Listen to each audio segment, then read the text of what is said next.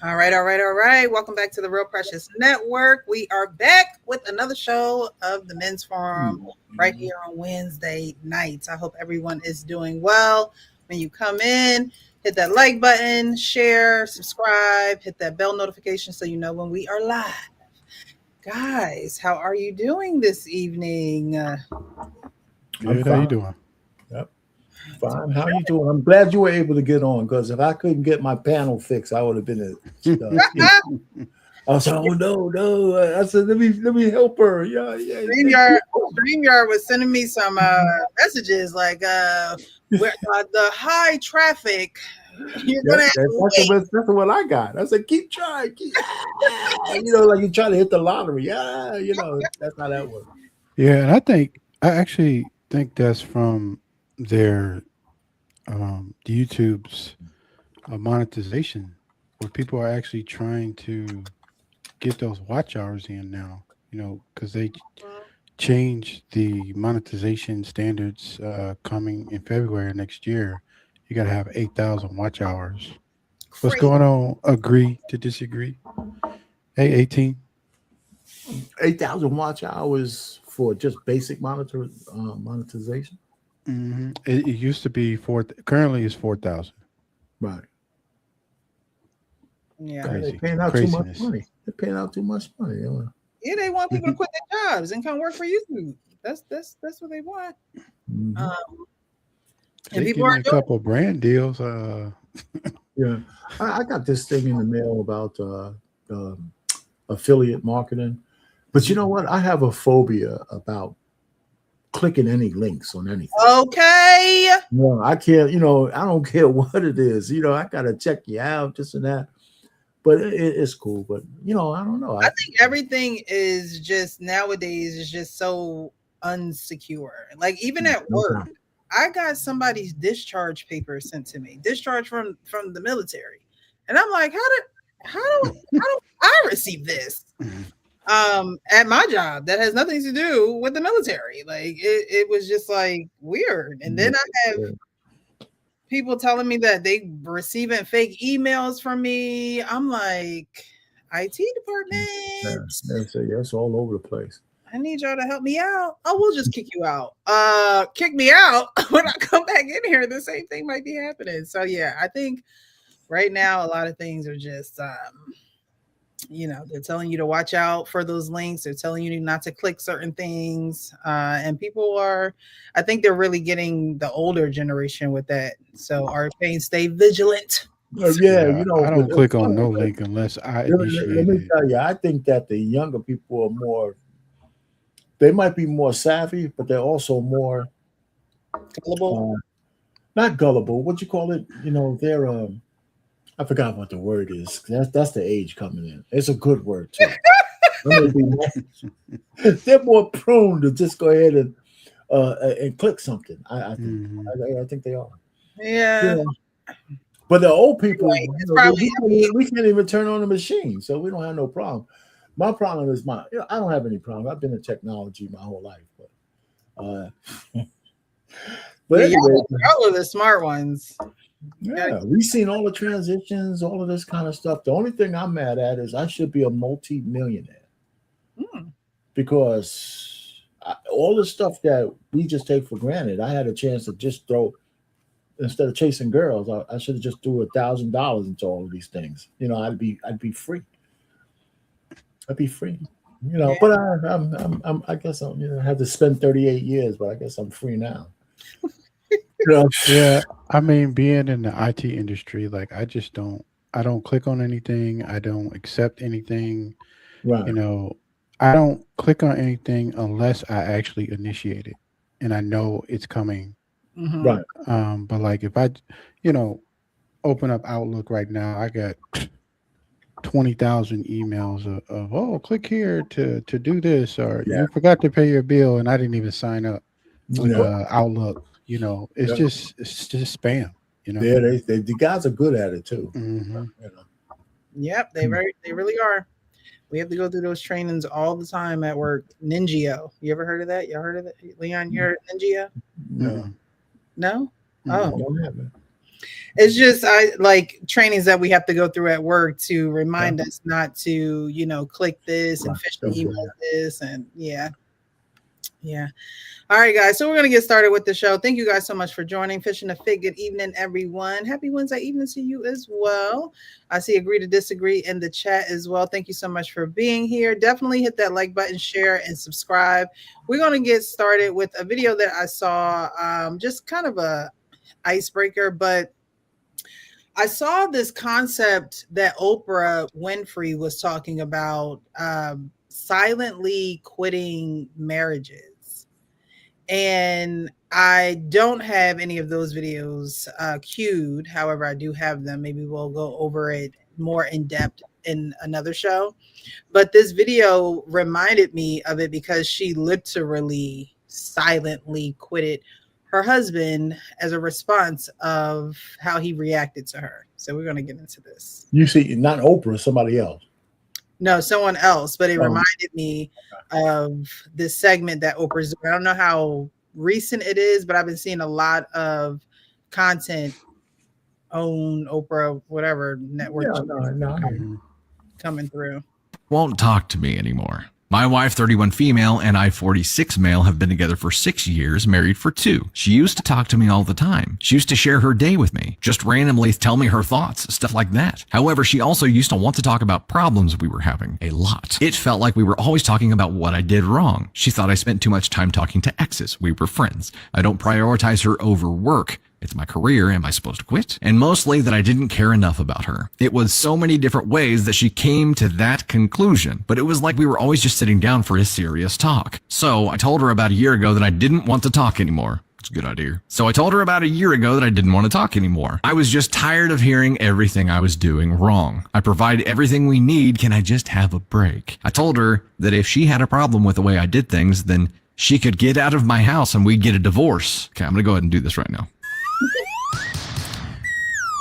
She told me that she was trying to communicate because she didn't feel appreciated and that I had one foot out the door. But I think that's ridiculous. I know it's harsh, but I was at my wit's end. So now a year later, she barely talks to me at all. When I ask her about her day, she says, fine. When I talk to her about work or politics or my day, she says, oh, wow, cool, and walks away. Her attitude isn't bad. She's very sweet, but it's just like she doesn't care anymore. I didn't want to talk about her problems anymore, but I didn't mean stop talking, period. We really don't talk about anything that doesn't have to do with our life or household. In the evening, she just turns on the TV and we watch something until bed. Now, I don't know what to do because I just found out today that she won a pretty big award at her job and she didn't tell me. Last Friday, she said she had to work late and it was cool. I didn't ask. Today, I found out that she was really at a dinner where she was celebrated for this award. She invited some of her friends and her mom and her brothers. I ran into her brother at the store today and he mentioned the dinner and said that he was sorry I couldn't make it. I asked what he meant and he said at the dinner how I wasn't able to go because I was sick. I asked him to explain the whole thing to me, so now he knows too.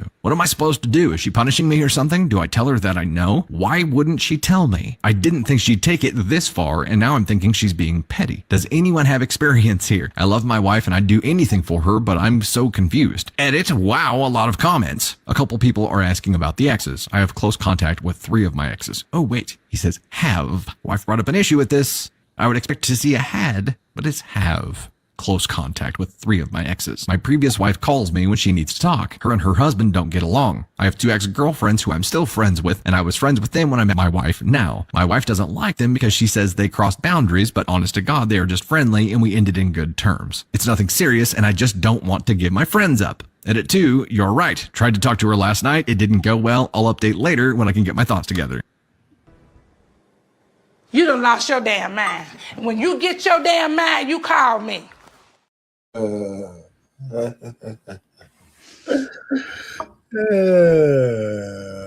Man, this guy crossed the. You're muted. Am I? No, I was. Okay, what's going to say? What's happening? I don't understand why you would have to call into a radio station or into a podcast to understand why your wife's not talking to you anymore. And I'm not saying that she's right for doing that, but sometimes you can't get through a brick wall, you know? And so when you're married, how do you overcome something like that? Well, listen, he's in the position he's in. Unless you want to go first, Leon, he's in the position he is all of his doing. It's all of his. I mean, it's all his doing. Mhm. And I remember my wife always takes me like ring around a rosy when she tells me a story about anything. I just want to, she wants to tell me. It's like she was going to go out. She went out with her girlfriends today. So you're going on a girl trip, and they're all 800 years old. So I'm not really worried about that. So she's going out to do a little day concert and stuff. But she says, well, she's giving me the full, other than just saying I'm going with my friend who I know and a couple of other ladies. They're going to drive down together to Weehawken or whatever. And before, when I was young in the marriage, I used to say, just get to the point. just give me, what it is. Why you going ring around the road? And then I noticed something, that this is the way she communicates. So I was going to take that away from her. And then I realized that I got to go ahead, and I always understood this, that even when I have girlfriends, you got to give them their 10,000 words. You got to give the women their 10,000 words. They talk more than us. So sometimes you got to just sit there and you go, that's where the, So you learn that. But I don't do that to her. But I stopped telling her to stop going around the rosy, because now I think it's cute.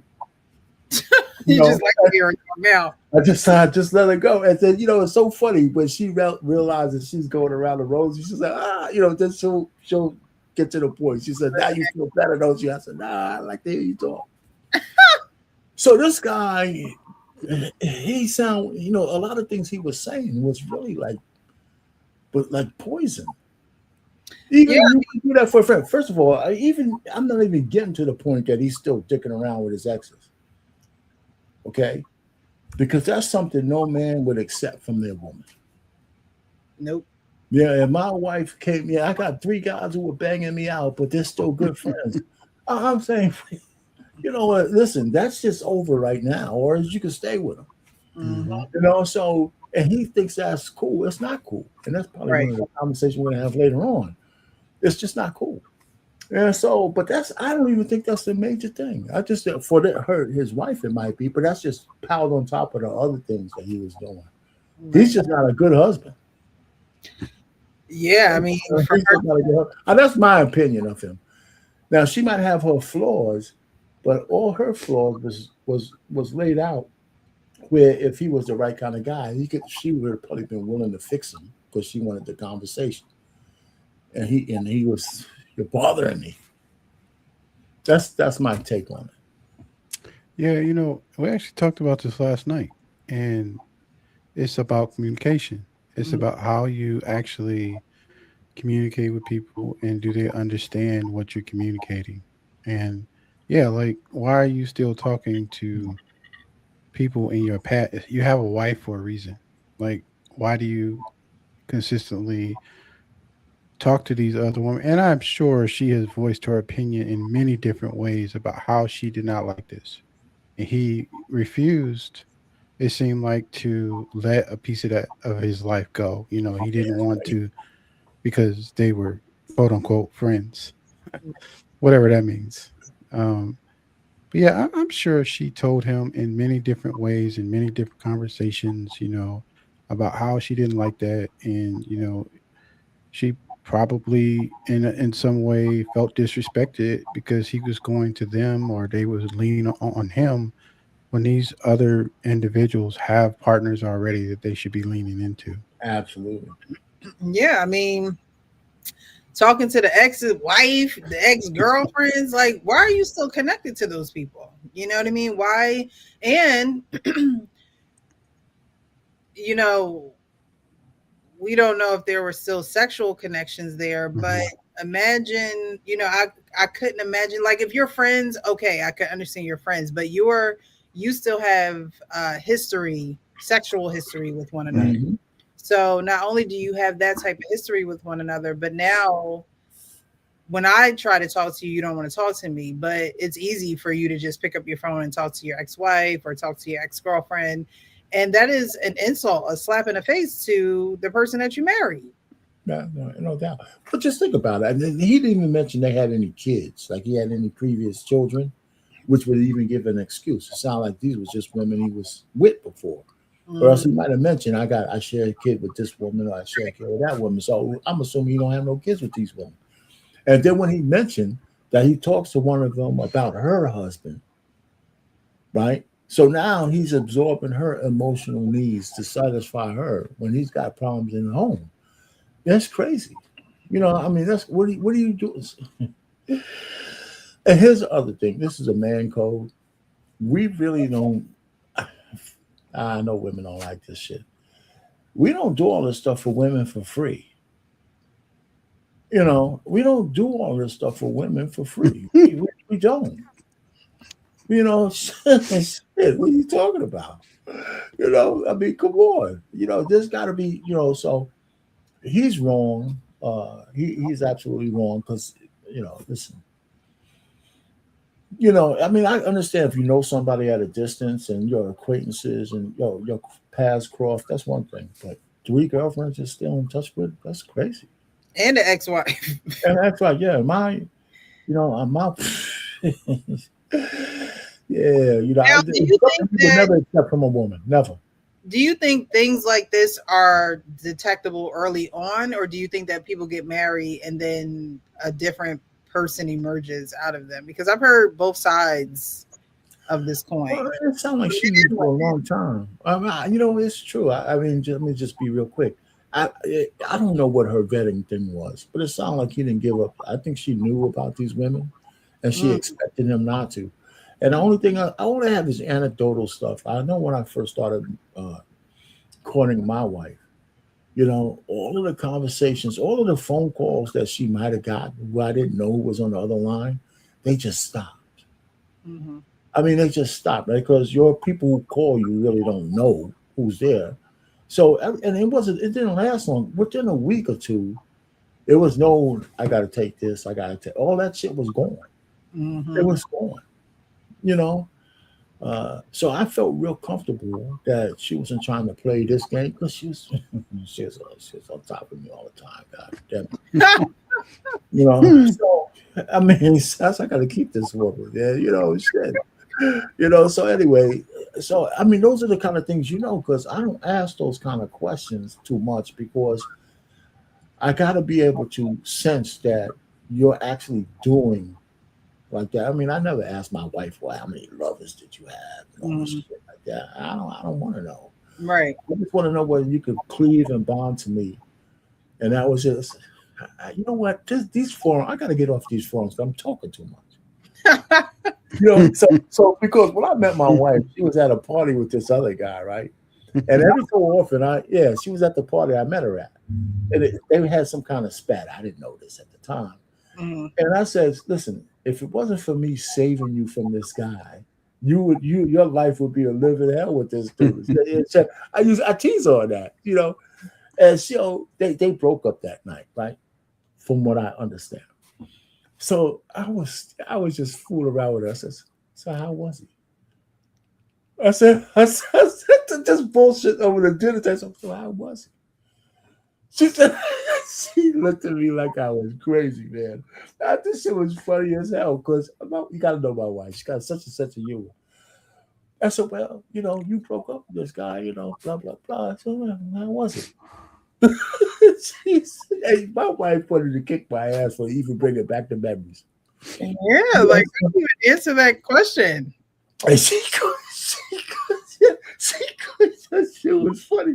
I think she was shocked that I wouldn't even ask. Yeah. How was he, baby? I mean, I could play with my wife like that. I don't do it that often, but I thought it was funny. She said, yeah, you think that's funny, man. Yeah, because, you know. Yeah, so I'm, like I said, I'm a secure man. Yeah, y'all say that. You know, y'all say that. Yeah, she would have said, yeah, man. If she would have came back and said, yeah, man, he was slinging big donkey. Is that what you want to hear? Right. Like, what exactly do you want to hear in this moment? It sounds more, in the moment, it was funny as hell. At least I laughed my ass. Yeah. You could joke about taking her away, but you can't ask all the nitty gritty details. Well, that was in general because I never asked her when we were caught in any of this thing. So this is like 38 years in. I just thought I'd throw that shit across the table and see how she would act. Yeah, so she looked at me like I was crazy, and I love it. You was trying to get a rise out of her. Right. Yeah, she gets on my case. Taking it up. Gets on my case for that all the time. She said, listen, man, I know how fragile your ego is, so I'm not going to go there. She said, if I tell you, you might be a broken man. We in this too long. So you don't need to know. Oh, man. So yeah, this guy, he has to, it's what do you want more? Do you want your family or do you just want some frivolous conversation, with your exes? And I think that. Let me ask you a question, Pressure. You think the fact that he still has the exes is the worst thing that he's doing? You know what I'm saying? Honestly, it's a laundry able to talk to his wife. If he was able to talk to his, you can't be deficient in an area and then have exes or whoever you're talking to, you're deficient in that area. Like, if you're going to talk, nigga, talk to all of us. Like, you know what I mean? So I don't even know that you're talking to them. Like, if you're going to do it, like, you know what I mean? Of course, I wouldn't want you to do that. But if you're going to do it, let it be who you are with all of us. Like, don't give them special treatment. And I'm your wife. Like, absolutely. But so I thought he was going to say they were divorced. So it sounded like they were still married, and she was just giving them the treatment. But like I said, that alludes to these videos I've been seeing with Oprah, who are saying that people are silently quitting within the marriage because they don't want to go through the headache of a divorce. They don't want to pay for it. They don't want to split the family up. So they stay silent in their marriage and they go along to get along. So we could say they're not having sex. We could assume that they're not having sex with each other. I mean, if she ain't talking to him, she ain't giving it to him. Well, my wife, my woman don't have to talk to me for us to have sex. I mean, sometimes silent sex is the best. Just do what you got to do, baby. Yeah, but it doesn't seem like they don't have. It doesn't seem that they have that intimacy, right? Not the one, right? Yeah, there's definitely no intimacy. He's not trying to, and he feels as though every time they sit down to have these serious conversations, that she's telling him things that he's doing wrong, and it's not necessarily. Women are here to help men. So, we're going to see your blind spots, or we're going to look for ways to assist and be of help. And if you're looking at that as, oh, well, she just wants to tell me what I'm doing wrong all the time, then I guess you just have this fixed mindset of this is who you're going to be for the rest of the relationship. And so when you make that very clear and evident to her and say, I don't want to talk, she takes that as, okay, well, I'm not going to talk to you then. If that's the kind of some people are matter of factly, like it's true. Took it as you don't like. I don't want to talk, so he's not going to talk to her anymore. And she took it as, well, if you don't want to talk to me anymore, I'm not going to talk to you anymore.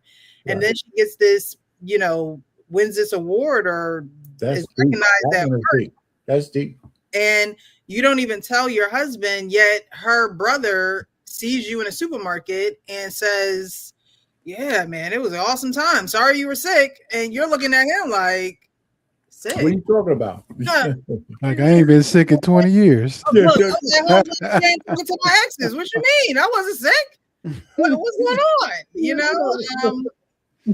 It's so their marriage is over, pretty much. But here's the thing. Here's the thing about women, right? And I think women don't really pick up on this. And I've been married for a long time. I think sometimes women could just be there, do stuff, movements, stuff like that kind of turns you on. Don't matter what's going on. If my wife just happens to be taking her hair out to comb it, and the way she does it, so her hands up and her ears all falling. I'm starting to growl a little bit and shit. If she lays down on the couch, sometimes, and the little thigh is showing, she don't mean it. She's just laying around, feet's out and stuff. So I'm looking at this, oh man, should I try to cash this check that I got right now? I'm telling you, women do this shit to men without even knowing it. So even if I'm mad at you or we're not going together, just your everyday moving around the crib and we still together, I'm gonna find something sexual about it. The way you walk down the stairs, the way you hold her, I don't care, man. I don't know. I don't. I think And that's but we're different than women. right. We're different than women. But this man ain't finding nothing sexy about his wife. He's, you know what I mean. Yeah, He's that's finding his fault. That's his fault. he's finding an outlet, and I think that once you've done that, it's hard to go to a therapist and say, what can I do to get him to stop talking to his exes? It's something there. It's just his fault. Yeah. So, And I Anyway, wonder, so did, that's I interesting. wonder, Go did ahead, she Leo. know like about them before they even started? If he was like, "Hey, I got 3, 4 women that I talk to. They my friends, and we also used to date, and one of them's my ex-wife. Do you have a problem with that?" Like, I think How does he hide the ex-wife though? burner phone. No, I mean I'm saying without her knowing that he had an ex-wife. right. So Yeah, she had to know he had an ex-wife. yeah, she had But to she know did that. talk. She said that she talked to him about, him texting them. And, as a man, if you're not going to take that serious, you're not going to take the relationship serious. If you feel as though it's okay for you to do things like that and not necessarily have those conversations, those tough conversations, because obviously your wife is not worth you not talking to Yeah. these The women. only problem I have with the skit though is a little bit too exaggerated on how he looks like an idiot. There was no balance in it. He's asking these questions on this live stream, and he's saying all kinds of stuff that unless you are purposely obtuse, just your words should be able to tell you where you're making your mistakes. Right. Right? That's why after we watched the video and I was on mute, I'm like, I don't understand how he's not understanding. And that's my. I know even if it was a skit, they're trying to was like use a hyperbole to get a point across on a bad way you can handle things. And maybe that's not what they were doing, but that's what I was taking in, and I'm just running with it because at every turn, this guy sounded like an idiot to me. Right. And unfortunately, sometimes women deal with men just like that. They will tell them what is on their mind. They will tell them, what is bothering them, the things that are hindering the relationship for them in the relationship. And guys will be like, I don't want to hear that. But they divorced them. That's what the point is. They divorced them.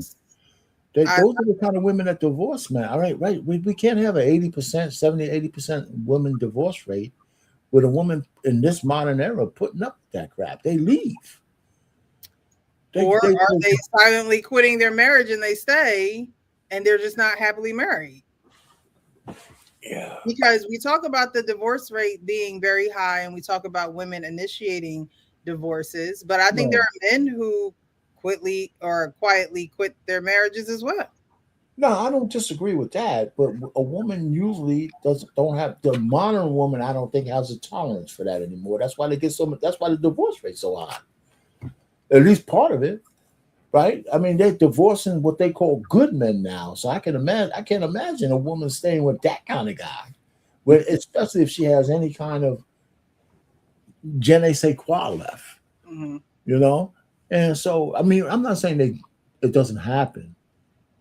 But, I'm surprised that she would actually put up with it because nobody would fault her for leaving and taking half her shit on the way out. Well, I think in the beginning they said that they were together for 6 years and then 2 years married. They were hanging out with each other for 6 years, I think married for 2 or something like that. Maybe the opposite. I don't know. Right. But So with that being said, this is a woman, like you said, she ain't got no more je ne sais quoi. Okay, she's one of those women that's like, I gave him everything. I gave him my all. In 8 years, get out of here. And then they settle for the relationship that they are in because they probably figured coach. because of time, because of that clock.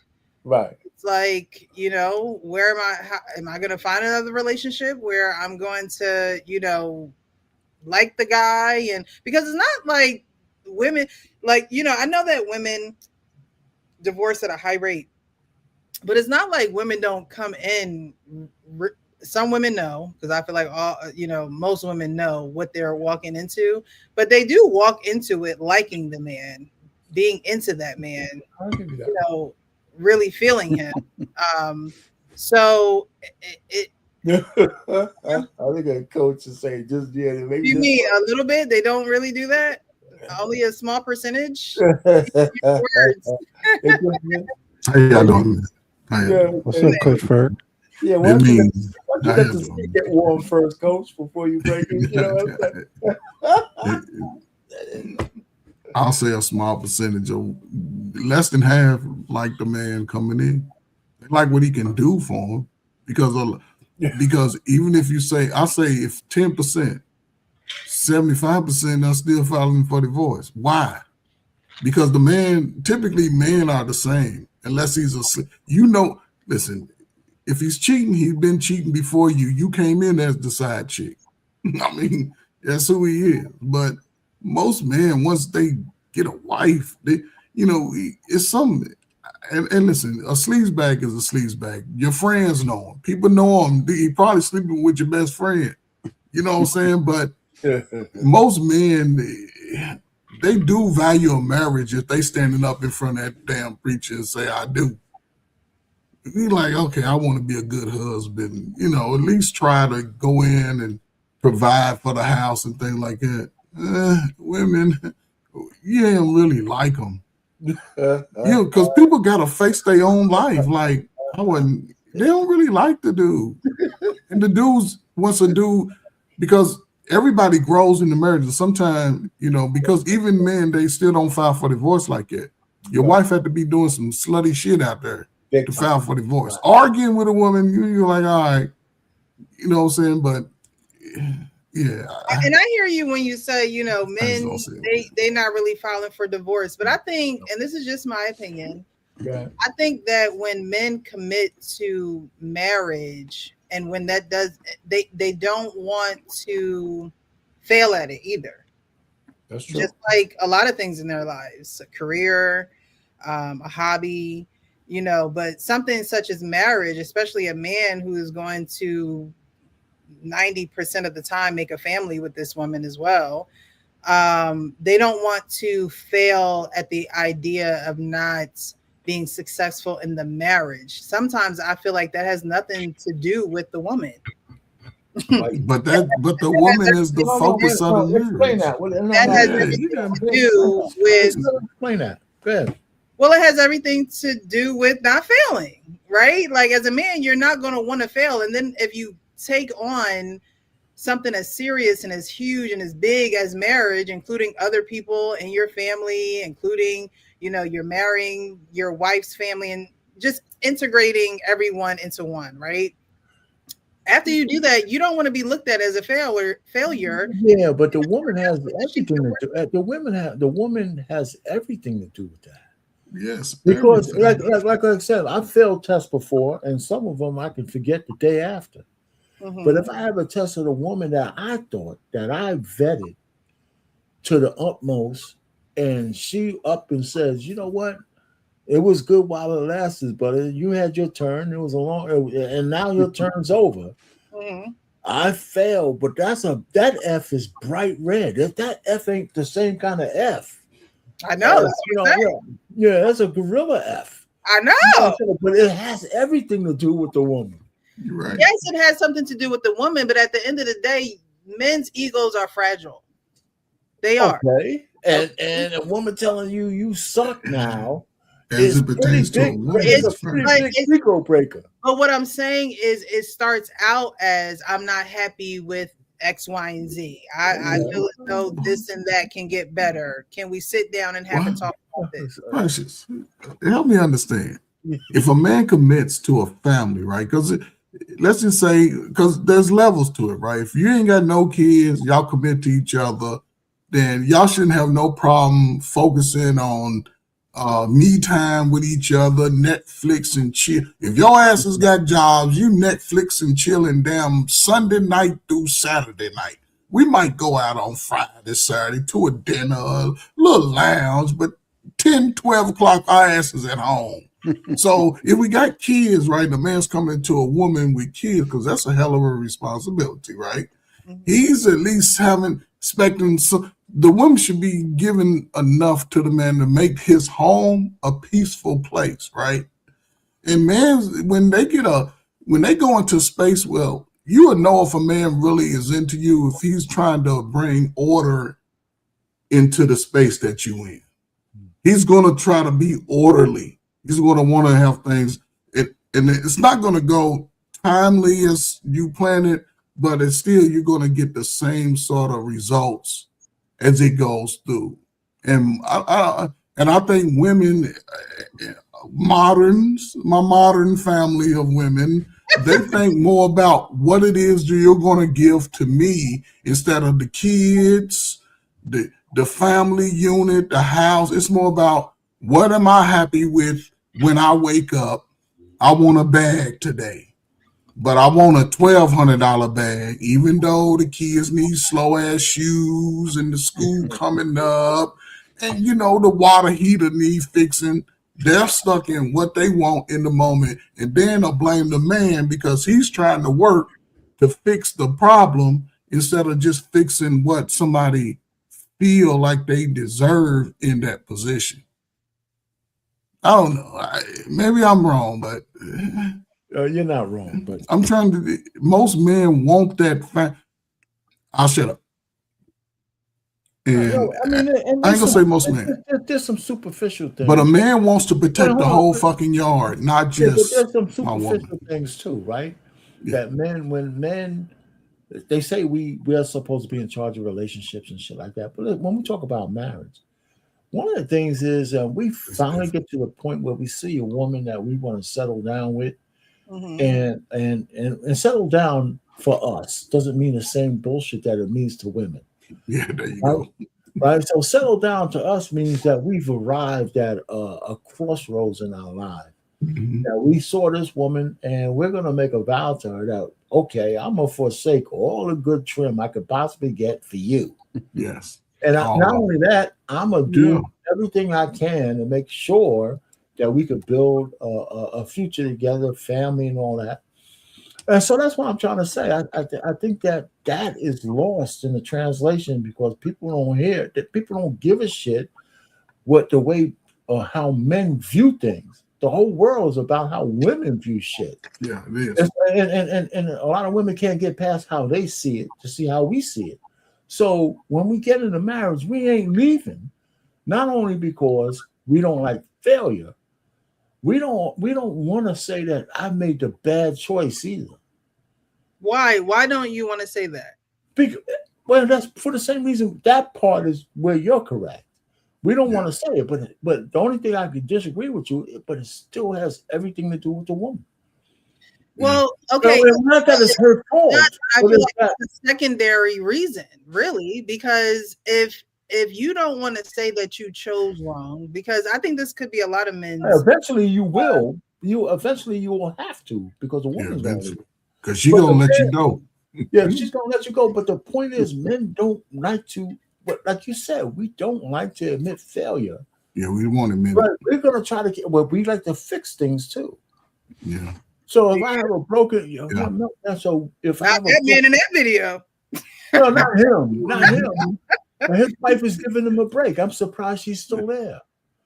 That's what I said. I'm surprised she's still there because that kind of adjective most women don't put up with these days. Yeah. So I'm just saying, like I said, we see the world differently, and men generally stay in marriages that are broken because one, they don't like to see failure, but they don't like to lose their children because the family courts give the children to the mother, even if she don't deserve it. Yep. And everything, and not the financial. Listen, I just saw an expose of how Tiana Taylor pretty much sexually assaulted, marriagely assaulted Iman Shumpert.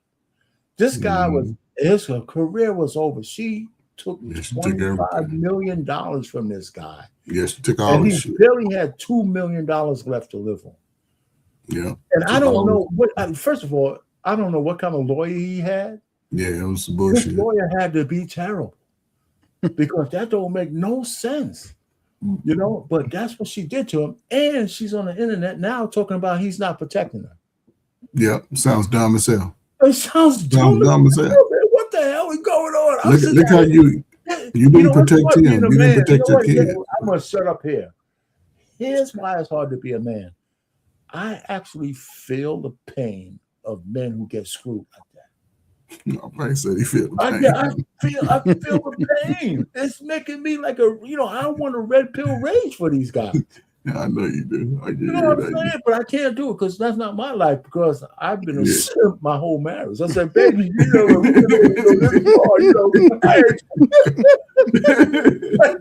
baby, please, please. You know what I'm saying? But nah, not really. Yeah. I just happen to get blessed because my wife. And honestly, our parent, I don't think you give yourself enough credit either, because we've been doing this for some years now, right? Yeah, you don't. Yeah. You really listen to our pain. You listen to what he did as a man to prepare for his wife. So yes, you were blessed, but you also did the work as a man to be able to give and for your wife to be able to receive from you. And so that's why it works. You know what I mean? And so it takes both parties putting the work in. And she was a wife. She was, I don't know if I can say women are born wives, but when you saw her, she was a wife. Enough for you to wife her up.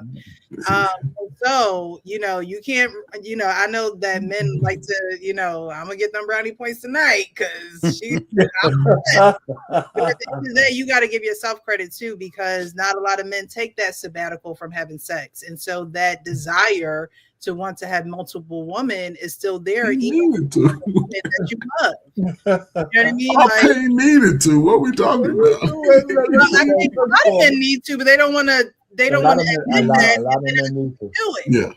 Yeah. Because that desire, they're not. I appreciate that. I appreciate you saying that. I appreciate you saying that, Precious. I really do. Yeah, I'm paying him to give himself one of the things I have is I got stories.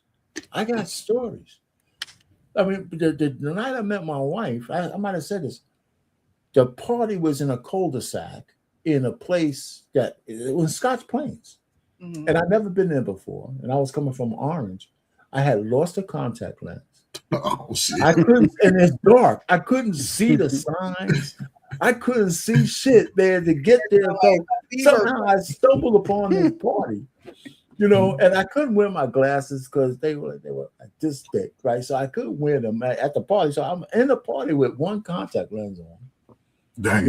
I didn't tell none of this shit till afterwards, And so I felt it was like some kind of thing just drew me to that party because I knew about the party because her friend worked with me, but I had forgotten about it. But I said, there's something I should be doing tonight. And that's holy shit, is a party. And so when I got in my car, I had to drive. It must have been I was in East Orange. Dang. To drive to Scotch Plains. So I said, let me get in the car. Let me get out of here. Put on my whatever. And it took me. I'm saying, I'm rolling. I mean, on the street side. If you don't know anything about Scotch Plains, there's no lights in a lot of these places. So the street signs are like. So I found a party. It was the worst party I've ever been to. It was my wife, her friend. The best party. It was my wife, her friend, maybe another girl, and 800 dudes. Dang. But you was the man, though. You went and got what you needed. But that's what led up to my thing. When I saw her, I just said, I said whatever I said to her. But so to me, when I look back on that, it was like kind of because I'm a heathen, but I think I have a little bit of spirituality left. It's in there somewhere. You're fine. It's in there somewhere. Yeah, it came out. And so there was just like divine intervention because that night when I met her, we never stopped talking after that. Yeah, that's how it was. We never stopped talking after that. So I mean, it was good. So I mean, I like to tell stories. Man. Me and she sees things the same way I see. I know I don't want to. Even when I told you guys, when I asked her around 3 weeks later, 4 weeks later, I said, "Do you want to be my girl?" She said, "Well, I thought I already was." Yeah. And the reason why that a lot of men don't do, right? It's like, okay, yeah, but the reason I'm gonna shut up here. The reason why it was better than her just saying yes, when she said, "I thought I already was," because she was already assuming the role. Yeah. Until I asked, if she would have just said yes, then it might have been like ambiguous whether she thought to him. But she said, I thought I already was. I looked at her and said, yeah, you pretty much Yeah, are. you don't know who I am, baby. I'm out paying out these streets. Man, let me tell you, man, I was never this. I'm not that cool. I just not. Our game don't be. Y'all gotta see the tape from '87. Y'all gotta see. Yeah, I'll pay. Roll the tape. He was in a fraternity. Don't let our pain fool y'all. Our thing was a young cat out here. No. Right? He was in a fraternity. He was in college in a frat. Right. I left so much on it. I left so much So on it. those stories are going to be in the vault. Yeah, Right. they're in the vault. So you know, I think there's something about like college. Like I'm glad that I lived the college life because there's nothing in my adult life that I feel like I'm missing because I had that freedom of college life. You really, not necessarily find yourself, but it's the step before really being out in the real world. And so you kind of get to move in a way of being aware of your surroundings and knowing who you could talk to and knowing who you could trust. And I think in college, it just is a good time for young adults to be able to have that type of freedom, just so when you get out in the real world, it's like, and I think that our pain did it right. Like you were in a fraternity, you went to your parties, you had your times with the woman, and then it's like you put all that away, right? Like that's done. I'm into a new chapter in my life. But a lot of people like to bring those old chapters into the new chapters. Exactly. For me, it was all a learning thing. It was all part of learning. And like I always say on these channels, that for me, I try to absorb all of my experiences. Right. That's good. I try to absorb them. For me, Precious, if I had the authority to make a change in that transition from 18 to 21, I would every young man graduating high school would go serve 2 years in the military. Or that too. I think college or the military. I think but women, it's because everybody wouldn't want to go to college. I would give them some form of life skills training away from their parent. Mm-hmm. Right. Because that's when you can see the cream of the crop rise and separate. Young adults can separate. I would take my top learners in school. Okay, you gotta so you go into college, and then at some point, if say you try college and you realize that wasn't it, then you can either go to the military, or if you was in the military, you did a couple of years. Then if you wanted to go to college that way, that capacity, because those people seem to find each other. I know more so people find each other in the military than they do college. Especially for us, because college for us, some reason, is just to have fun and think about your career as being a sensational, independent person and not building that family. But a lot of people, when they go in the military, for some reason, whether they end up being divorced, they typically can find somebody to marry. In a sense, it's just a different environment, but both are allowed to expand upon career choices. Because the military gonna make sure you're successful. Right. That's what we're gonna say. If you in the military, you better find somebody because you're already on your career path. So most people in college. Not really in the military. Yeah, but you're it's almost like you're signing on the dotted line that you will be successful, like you said. Like you're on the track to success. As long as you keep going, you're on that track to success. Some types of freedoms, you're working for our country, but at the end of the day, you still get to explore and travel and see things that you just don't see at your local PWI or your HBCU. You just don't. So, you're on a road. Someone is more enticed to be joined with you because that's probably going to be a part of their life as well in some capacity. Whereas in college, you broke. You don't know, like, at the end of that 4 years, you can turn into a whole crackhead. Who knows? Like, you know what I mean? Like, who knows? So, pick wisely, guys. I don't think most college graduates end up smoking dope. It's them dudes. Saying, you know what I mean? You're not watched. You're not disciplined. The pressures of money. The difference is the pressures of money are not there. Right. Military, you don't have the pressure of money because you know you're going to get your pay. There's opportunity for promotion before the age of 21. You can be in a position of leadership. Being an adult in the military. Yeah, you sort of forced from an 18-year-old into an adult. In college, you can still frolic as a kid. Yeah, you can still frolic. Yeah, you can't frolic like that in the military. Right. So it'd be interesting to see going forward because y'all gonna stay single forever. Y'all going at 25 and 35 and 45 and single to the dirt. Y'all gonna return back to the dirt as single people. We came in this joint single. What's that? Lord, see, there we go, right there. Here we go. I'm gonna find somebody over the winter time. Here we go. I'm gonna find somebody. You ain't going. I need to come to a wedding from somebody from YouTube in 27. Somebody. So we just have to put a feel out there to some handsome dude and say, listen, man, what are you doing, man? Because I know this lady, we call her Precious. That's how they used to do it back in the day. We've gotten away from that. Her name is Precious. But we're gonna bring it back, Precious. That should tell you everything you need to know. There you go. Right? Who is that? But then again, we got to put our credibility on the line. We put this guy, and he turns out to be a cupcake, then we can never live. Yeah, he'd be a cupcake. We can't get. Listen, man, if you talk to this chick, man, you better come correct because I don't know my name is on the line. That's what we got to find, the whole cupcake. Oh gosh.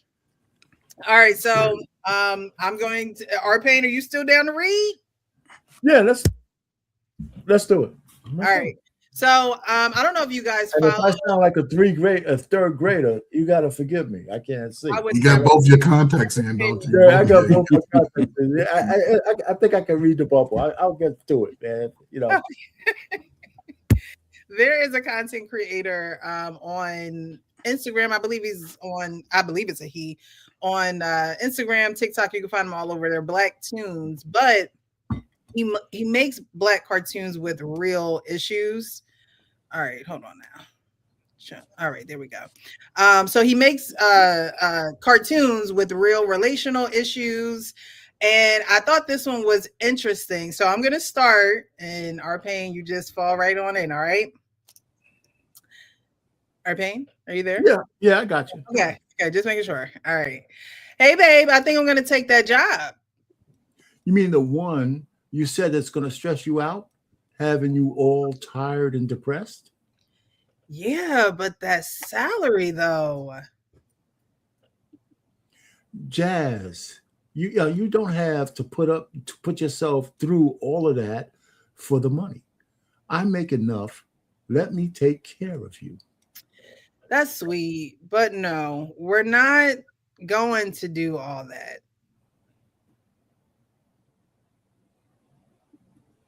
What? Why not? I just want to make sure that I'm able to provide for myself. Okay, but aren't we in this together? You don't have to do everything by yourself, especially overworking yourself.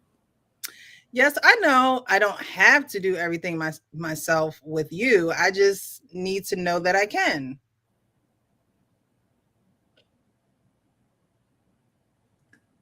Or is that mine or yours? I think you got it. I think you got the first part. That's you. Is it? Okay, it's me. Okay. Life is crazy. It's unpredictable. That's going to her. The Yeah, pink is him. Yeah, it's pink is me. I think that one goes to you, and then I get the Oh, pink. life is crazy. It's unpredictable. You never know what could happen to me, you, or us. What are you saying? You think we aren't going to make it? We're literally about to move in together soon. Bing, bing, flags.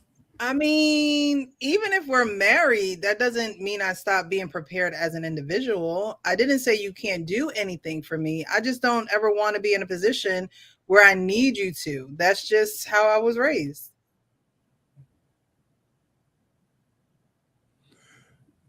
I don't ever want to I don't ever want to need you is not something I want to hear from the woman I'm trying to build a life with.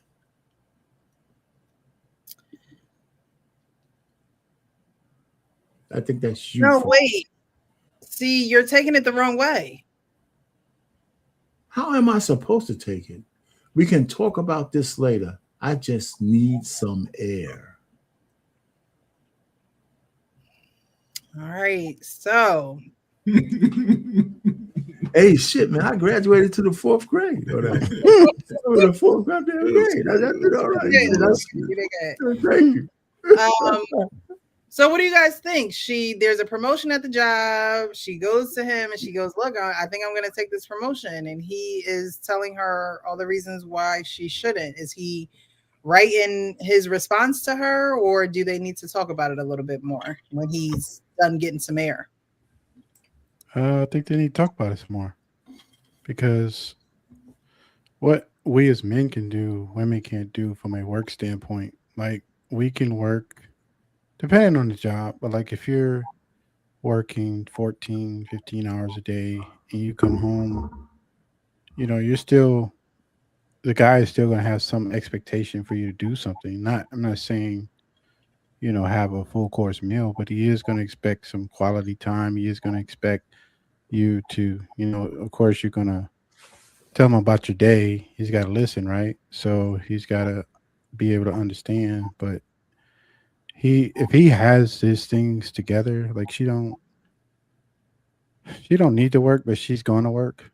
That's really what she's making it sound like. And I think they need to discuss it more.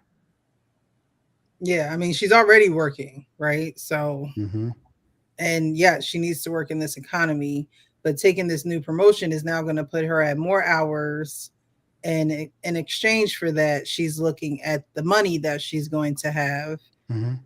However, in exchange for those money and hours, that takes her away from her family. So most men are not going to want that. Most men are not going to, you know, you'll have men that's like, oh yeah, I'm supportive. And if that's what you want to do, you know, and then a year later, they're like, I never see my wife. She's always working. You know, we don't spend quality time. So, you know, I think that is definitely an issue. And honestly, as a woman, you know, how can I say that?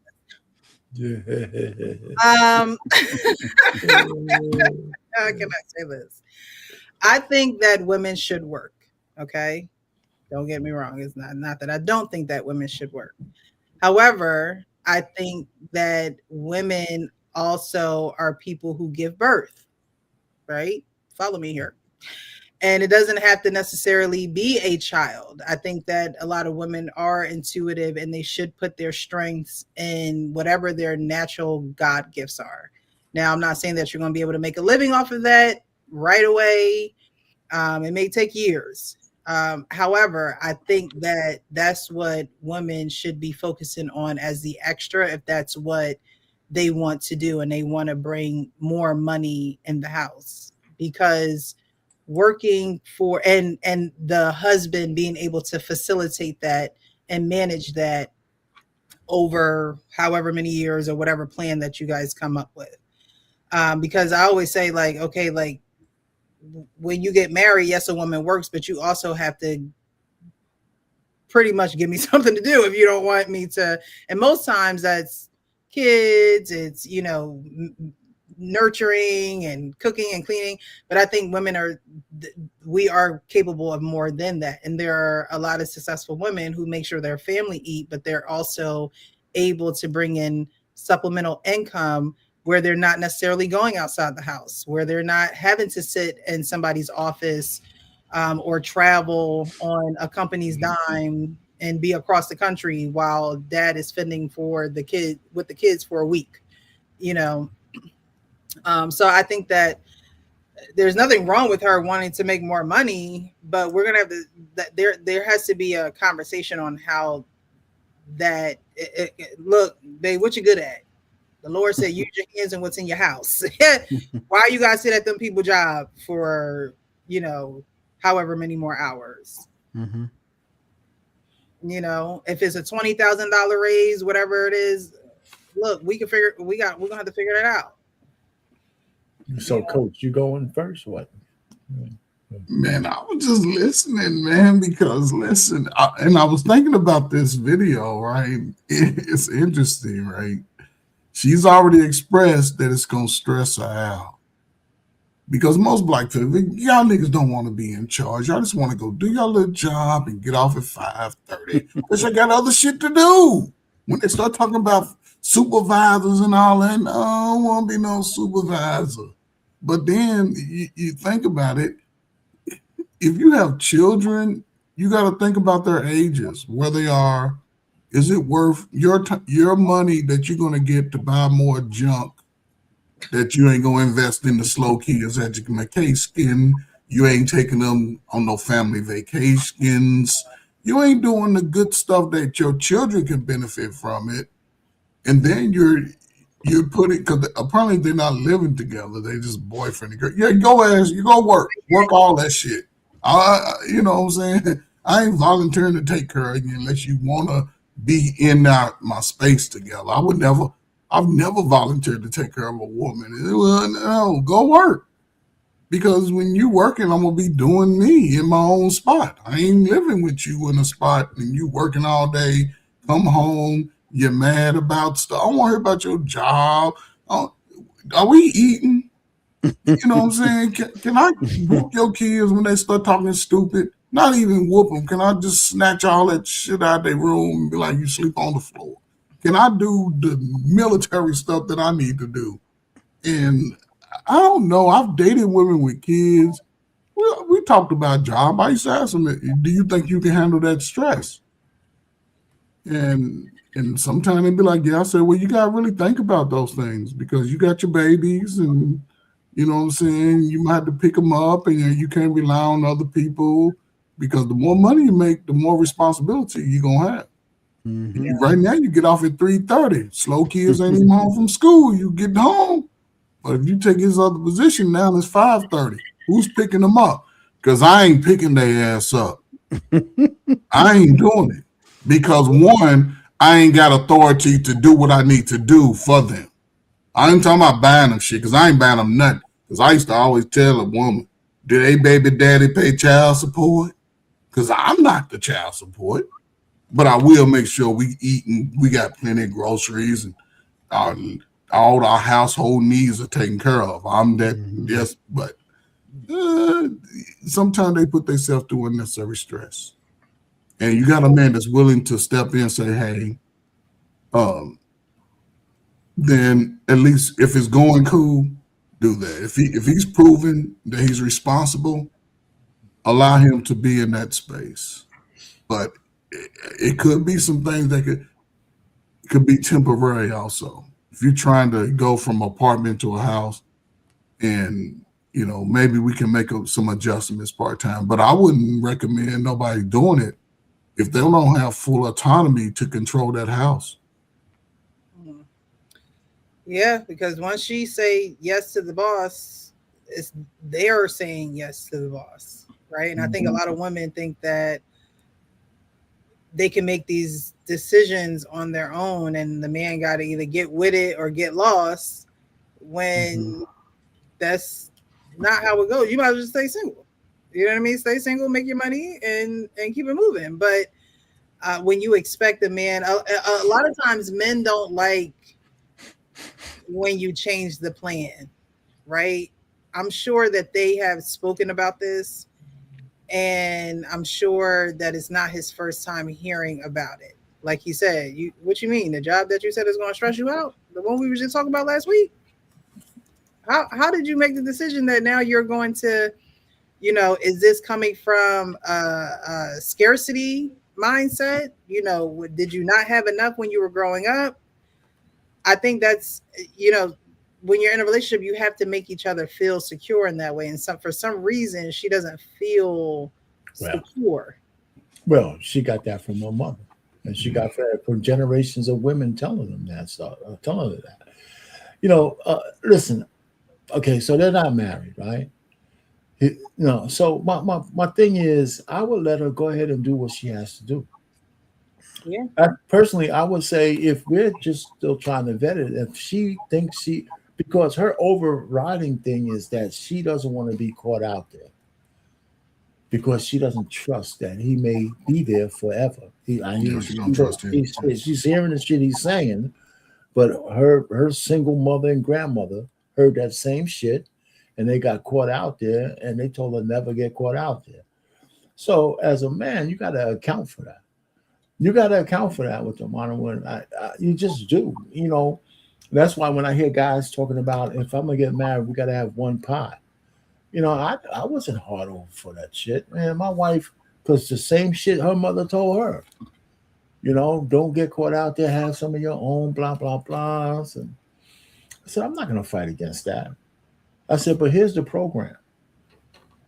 Here's the program. And it accomplished all of that kind of stuff. Here's the program. I said, listen, you're making your own money. We're gonna get together. We're gonna live at what I could afford. Mm-hmm. And here's what you're gonna do with your money. Right? You're gonna max out your 401k plan, right? You're not gonna bitch and moan that we can't buy the amenities because it's just my thing. And whatever you have left, here's how much you need to put in a communal pot. And whatever you have left, and whatever this private goddamn going thing you have, I don't care about. As long as you're doing what you say you're going to. And to me, that's the compromise. Listen, as long as you do your part for the family, I got the rest. And if you can't, I swear, I don't know where I got this shit from. Okay. It's not even just in retrospect, but that's exactly how we set it up. So when we started having kids, and my wife had spent 4 years with no job at all, we were still able to maintain a full house, a new house, cars, and all that kind of stuff. I was juggling all that shit. I was saying to this guy, you call me again, I'm not even putting your bill in the hat. And this and that. And so we figured it out until she started working again. And so that's the conversation you have to have. Now, I really don't have any problem with what she says because she wants to feel secure. And if she's living in the modern era, which this thing, let's say this cartoon is in the modern era, she has so many receipts that says that I don't care what you say. Yeah, I might love you and all this shit, but if you leave me and I haven't worked for 10 years, my ass is up shit's creek. Your child support ain't going to fix that shit or whatever you have. I got to be prepared for the world, right? And so I don't have any problem with what she said. Now, it's up to him to be able to use that to his benefit, for whatever they're trying to build. Because as long as she can get her way in terms of feeling secure, he should be clever enough without his ego getting in the way and say, okay, honey, go get that job. Go get this shit. You're going to stress your ass out. And I'm going to tell you, I don't want you bringing that home. You're going to have to be able to take that stress. But here's what you should do with your money so you can feel more secure. And we could do all that. That's how I would deal with it. Mm-hmm. Right? That's how I would do it. I mean, it sounds like I hear what you're saying. You probably put a pause on living together, right? Because would you still want to live with her? No, that would be part of the deal. If you're going to take this high-powered job, we could live together as long as you don't think all the extra money you could just frolic with and buy Birkin bags and and all that kind of stuff. You know, and if we're gonna live together in a place that where it takes both of our salaries Mhm. or just mine, that's what I would prefer. But she might want to have more. I said, well, then you're gonna have to contribute. See, this whole notion about 50-50, that's a new thing. Black women and black men, most of society, women have been working for years, man. This whole notion that women don't work and men pay all the bills, that's newfangled bullshit. That's Yeah, really that's that 1920 talk. Yeah, Like that's yeah. not even. Yeah, I mean, everybody yeah. works, you know. And In that's 1960, bullshit. I think in 1960, only 32% of men in general, not just black men. So black men was a lot less. Only 32% of men was able to pay for a full household by themselves. Facts. That was in the 60s. You're right. Facts. copy You know, 5% now. So if you're talking about black people, forget about it. Black women. Yeah. When was it a time where women didn't work? Never. Never. You They know, clean so white people- women's house. I'm sorry. So I hear all these black women on these panels saying, "I want a guy." What are you talking about? They never had seen that It's shit. it's like 5% of men could do all of that shit, especially in this guy, and you want that kind of guy, and then you're mad if you're sharing a man. Yeah, it sounds If you good. want that guy, he's banging you out and 6 other women. And they know it too. You know, That's and poor just people's shut up. medicine. You know, so I'm just saying, I'm sitting back here as an old fart. I got to make my own music because I can't listen to the shit that's going on today. And I hear all these people on these panels saying, you got to be out of your mind. Here's the real problem. A lot of these women are on panels with men and they never get challenged. Mm. They never get challenged. Never. I say, golly, man. It's just ridiculous. I mean, the panel that I was on, they was getting challenged. Huh? I'm talking about some of those real fun, you know, those gay channels where they got a gay man over there sitting down there talking to Yeah. oh girl, you know. Yeah. That's 100%, man. When she said, "I just want to make sure that I'm able to provide for myself," Myself. it makes me believe, you know, like, how old are you and how long have you been on your own? Because I do believe that women should be able to take care of themselves, as, you know, citizens in this world that work and pay bills, and you know what I mean? And so this makes me believe that maybe she's never done that before. Like, are you living at home? Like, what exactly is the situation? She's always had a man. She's always had a man. What does that say? That sentence doesn't say she always had a man. No, but people, she attractive women, dudes will pay for them as soon as they get out of the house. A lot of women move out as teenagers, right? Let's stay on point with She this. wanted for herself. This That's what I'm saying. no, she wants to be able to provide for us. Right, for herself. What have you been doing between 21 and 31? Hold on, but say, okay, maybe me and you are looking at that sentence. I don't find anything negative in what she just said. He says, you know, why not? She said, listen, no matter, I might love you, I might want to be with you, but I want to know that I can survive without you. You know, and a lot of men say, I got this need to be needed. But I think he's misreading what she's saying. But Because the words listen, I'm just saying that high-powered women get married once in a while right. to guys that they Selfish. love. They don't need anybody no more, but they dedicate themselves to their family. You know, rich women do get married to men who make money, you know, and they still have their own because they know something going on. I think the purpose of a man in a relationship like that is to redo some of that and say she needs to be secure 2 ways. To be able to secure herself, and for me to build a trust that she could trust me, that I could secure her regardless. And I think that's what's missing. If you get your ego in the way, I think people will misunderstand what she's saying. But I think, why is she not already in this position though? That's the thing. What you mean To already? take the position to take care of herself already. She should already be in that position. She can't evolve. No. She just got asked for. She just got a promotion. Right? But she ain't but she's not looking at him as a long-term provider. No, I disagree. I think we just. I want something for myself. She says, I want to be able to take care of myself. No, you taking care of the family. And that's what we're trying to do, not yourself. They're not married. They're kids. They are deciding to move in. Well, she has children. She has children. So she could be moving from her parents' house into this house with this man, and she could be thinking, did I misread it? Does she have children? Do they have children? That's not in there. So that's what I'm saying. I mean, listen, I take it that you're saying she's getting promoted, so it seems to me she has a job already. Yeah, she's been working, so she. Okay, so my point really is that she wants to still climb a little bit of the corporate ladder to more secure herself. But if I'm a guy having to deal with her, if I'm a man, listen, every man is not dealing with a broke woman with no ambition.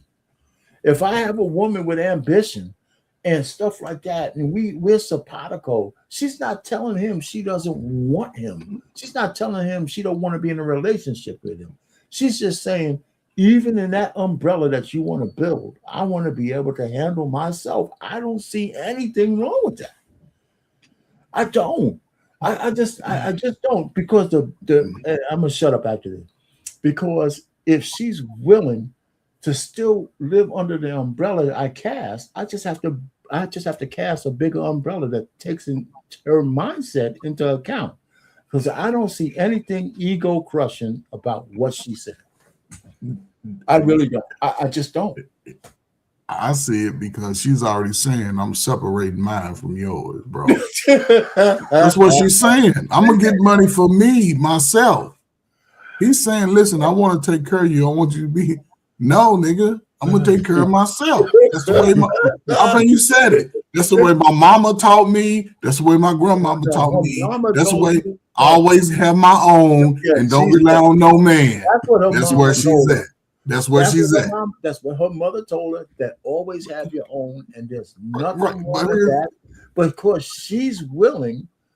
Because most women, let me say it this way: if she had the choice between the relationship, most modern women who have their own don't even want to put up with a man at all.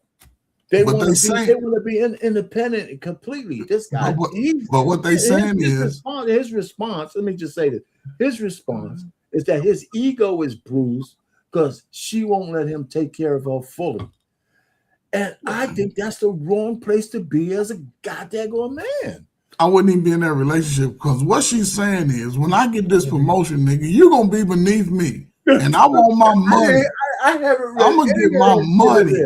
I get it. If he's talking future together, she's talking about take care of myself. Your ass is an adult. You should already know that you can take care of yourself or can't. Now, I get it. Even living at home, right? He's telling her to sacrifice a promotion. But she's already said, listen, all money ain't good money. No. You coming home stressed. I'll paint. She coming home stressed. She ain't giving up that monkey because she's crying about work. He's trying to get. It's too many variables there. Or coach, she coming home stressed, and I go ahead and start rubbing her feet and telling her, "Listen, baby, come over here and let me." No, it ain't like that. Now you acquiescing to her because your feet hurt too. You've been wearing boots all day. No, coach. If she coming home stressed, it's from this job. Everyone that I told her not to take. Hold on now. This is my fantasy for her, right? She come home stressed. That's my opportunity to calm her ass down and get and just relieve her. Sex is a great stress reliever. It's one of the best stress relievers in the world. And if she's that kind of woman, I'd be stress relieving her. She'll go back to the boss and shit the next day, all bubbly and shit, after I'm finished. And then she could, she'll come back, and that shit'll take her for maybe probably a week or so. before she gets stressed out again. And then I'll say, come on, let me go to sleep. Is our pain there? I mean, come Pain on, there? man. What's wrong Will with our you guys? pain wake up, please? Will our pain wake up? They may just be at two different points in their lives, right? And sometimes you have to look at the reality of things and not what you desire or fantasy, like our pain is saying, right? The reality is maybe she's never lived on her own before, Right. and she has this boyfriend, and they're probably great to one another, and they talked about moving in.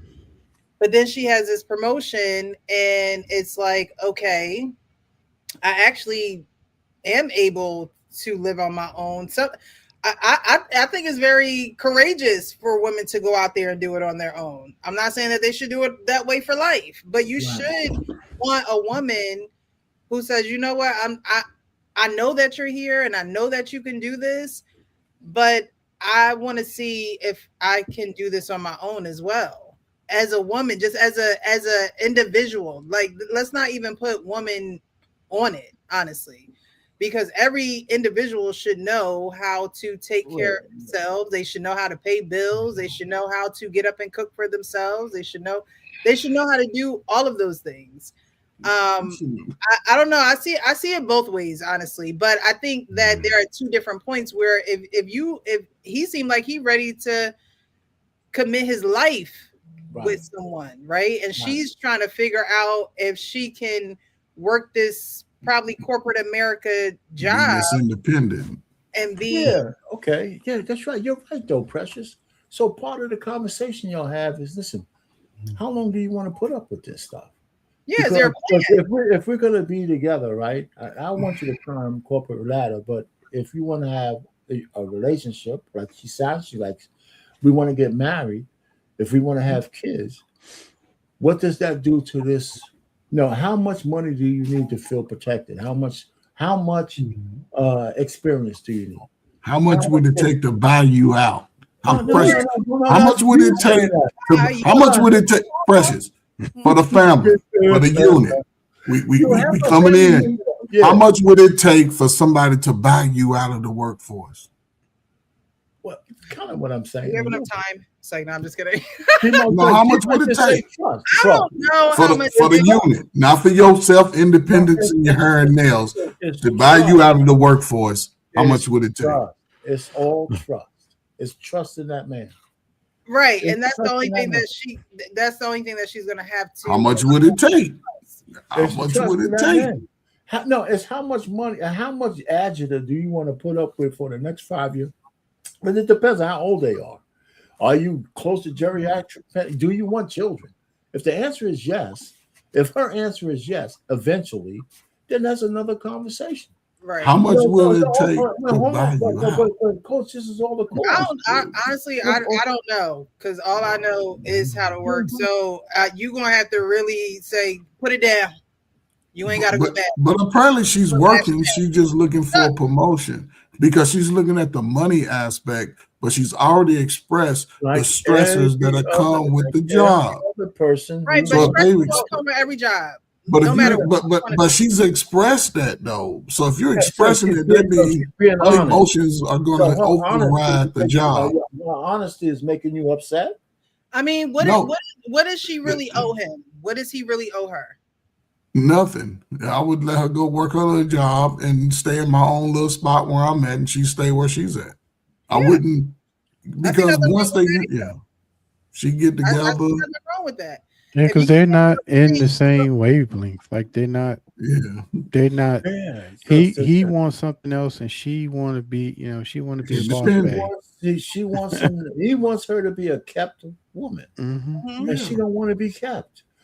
I mean, listen. And I don't think there's anything wrong. Again, I don't think that. You didn't let me finish. I don't think there's anything wrong with her not wanting to be a kept woman. Now he has to get either if he wants that particular woman, because I don't see her saying I reject you as a man. She's just saying we could have this relationship. I'm not going anywhere, but I want to be able to accomplish something. without you being an ego stroke, this whole notion that a man needs to know he's needed by a woman. Let me tell you, every woman doesn't need a man until she does.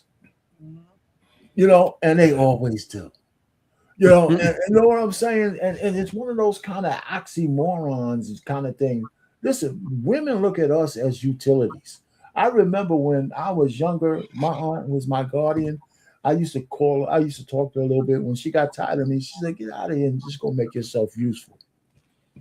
You know, and that whole thing sticks because that's what men have to do is make ourselves useful. And that's period. That's all that shit is. So she's not rejecting him. She just wants to be able to say, I accomplished something and I could be with you, but I know that I'm confident enough to survive in this world. If you die, if you leave, if you do this, I don't see anything wrong with that. I just don't. I mean, she's setting it up. She's setting the stage early. I get it though. She's setting the stage early, right? Because again, I'm glad we disagree with each other first, because some people think we fix these things when we get together. You know, we agree so much. I can see she's glad we disagree. As people grow. Okay, I would assume her living condition. I don't know who she lived with. Now I'm gonna say her parents, right? So she's looking to mature a little bit. And you know, when you living with your parents, you expect them to pay all the bills, right? You got a little job, but I can see where she's looking to get more money for what? Are you looking at me and you being in a futuristic family setting? Then I agree. Go work, stack that damn money. And when it's time for us to get these kids a house, we get us a little 3-bedroom with a basement. Give me my man cave. You can fix that shit up how you want. Let's do that. But taking on that stress that you've already expressed, because when niggas start expressing their feelings about the stresses, going in thinking that you can fix that is going to be a bad situation because you're trying to fix it and they're focusing on the stress. It's a bad time when you're in the same space because you still got the house you got to think of. Who go clean up? Who go feed the kids because he's playing his role? They don't have no kids. But okay, so we want to have kids, don't we? Because most people that play house. But when it's time for kids, that's another negotiation. But I'm not quitting my job. I'm not quitting my job. I make good money. To the scenario, they don't have no. But what I'm saying is, he looking at it in that capacity. I'll say this and I shut up, brother. Don't move in with her. Let her go be Miss Independent. The only thing I heard from this guy don't move in. He wants her to rely on him. Well, no, that ain't what he's saying. He's saying he takes it personal that she's not being. She's just reread this shit, man. We're in this together. No. He's mad that you don't have to do anything by yourself. He wants to be able to be independent. Listen, I don't understand why it's a big deal for a woman to have an ambition and have a love life at the same goddamn time. Well, you got to ask them, not me. Well, no, I'm just throwing it out there, man. I mean, listen, it's up to the man to be able to say, listen, you don't lose control because your wife has ambition. Because no, you don't. You don't.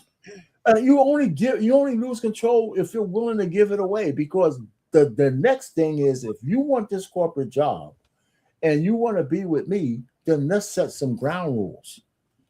Let's set some ground rules. And if you agree with those, then cool, we can move forward. If you're not, then maybe we're not compatible. But to tell a woman, I want you to be some fucking pauper because I could take care of you is crazy. No. Why you have to go? It is. Why you have to go outside? Well, do you want us to be with you for your money or not? What are you saying? You want me to be with you for your money? For your ego? No. We're in this together? What I'm saying is, okay, so again, I don't believe in shacking up, so I wouldn't do it if I was him.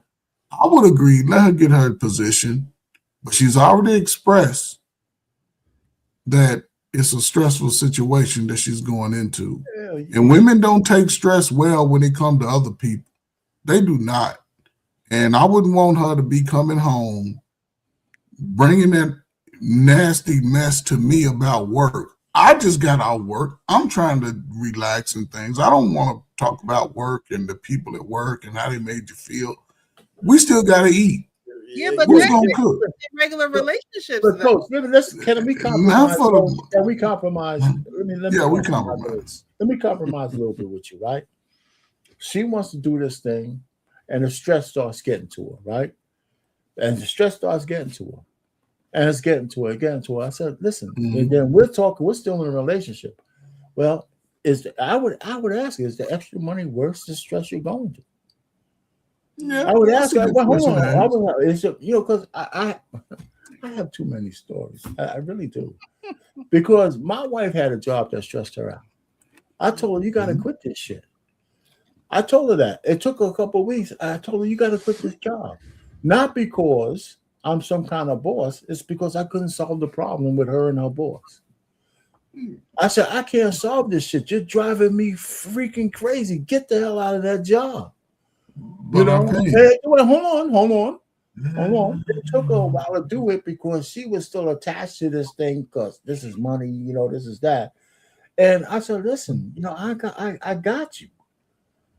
But well, hold on, no RP pay me. I told her you got to get out of that job because you're driving me crazy. You're driving me crazy. Not driving you. So this is exactly what he Any plans to resign? Excuse me. Let me tell you something. Get Dr. Newsom.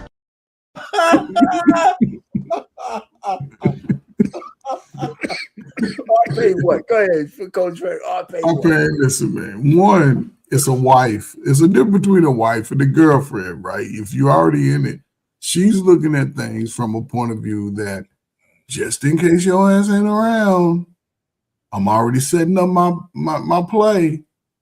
And again, there's nothing wrong with work. Work. Isn't it better that she's not your wife, though? Isn't he in a better position? And that's why I say, stay in your own little spot, dude.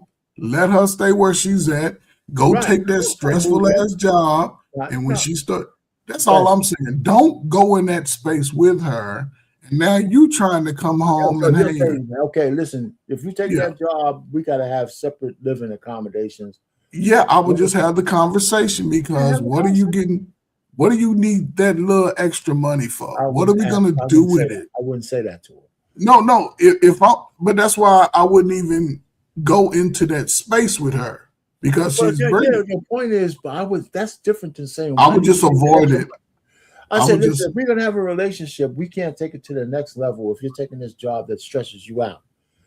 You know, but I pay. That's what you're saying. That's what you're saying. But okay, so 63-year-old and 25-year-old, they're not having the same mindsets. No, hell with the mindset. If they not be together. I want my money. I need my money for me. Yeah, I got to have my money out paying. Okay. You can't tell me not to work. No. I'm not saying that's, but you're the one saying she shouldn't go for it. I'm saying she should. But I'm agreeing with you that if I can't handle that, we just won't meld ourselves yet. Right. And but I would tell her that, and then she would have a decision to make. But that's what I'm saying. You would have the conversation. Yeah. A lot of these younger guys and they're not having those conversations. You have the conversation even if you're young. You keep putting you're putting an age limit on the intentionality. Because he'll do whatever he can to keep her around. Those cartoons we read, let's say they were modern times. Yeah, that's what I'm saying. Okay, he'll do whatever he can. Had a position, and she had a position. He didn't like her position, but his rationale was based on ego. It wasn't based on what you're talking about.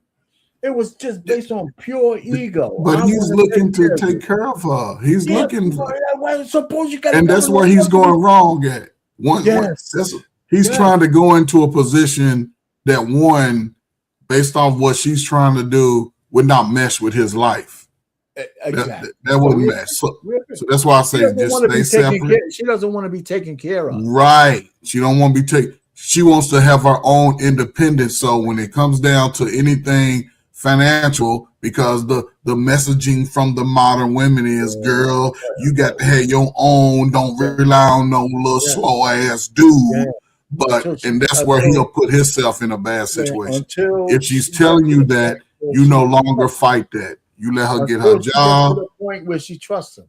You stay in your own place, get your 1-bedroom apartment in town, buy a townhome because that can build equity. Don't buy no damn townhouse. Well, I'm just saying, it's better than living in an apartment for 20 years. You know what I'm saying? So we ain't talking about 20 years now. But I'm just saying, if you're a single person, you don't need all that. Yeah, you don't need no. Men have to understand too that women are receivers, and if a woman is not receiving you, then you have to note that.